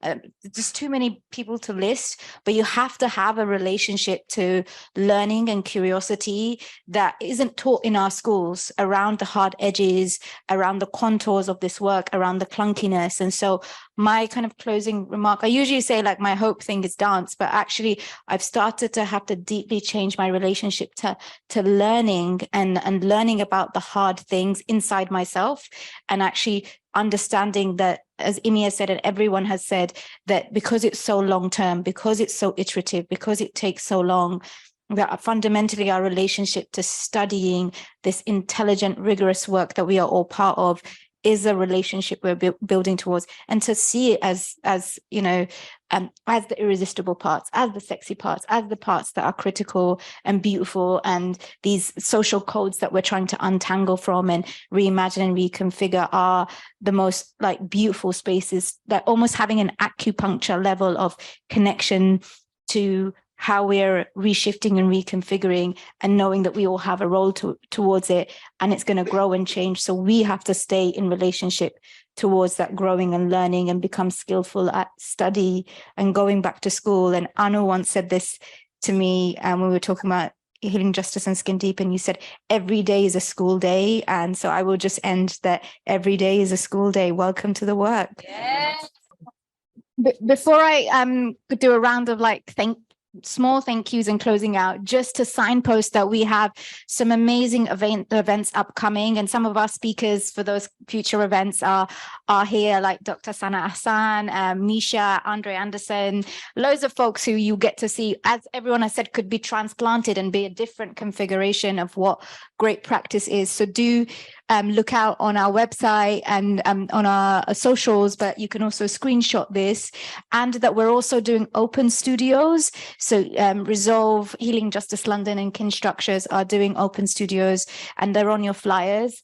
And if you haven't, signed up to people's newsletters, and also maybe consider the ways in which, going from this space, that you could ally with the different organizations and collectives, and always bringing it to the point of resource, that which isn't just monetary and funding, it's also time, energy, love. Sometimes it's that cup of tea as well. So how can we resource one another and ally?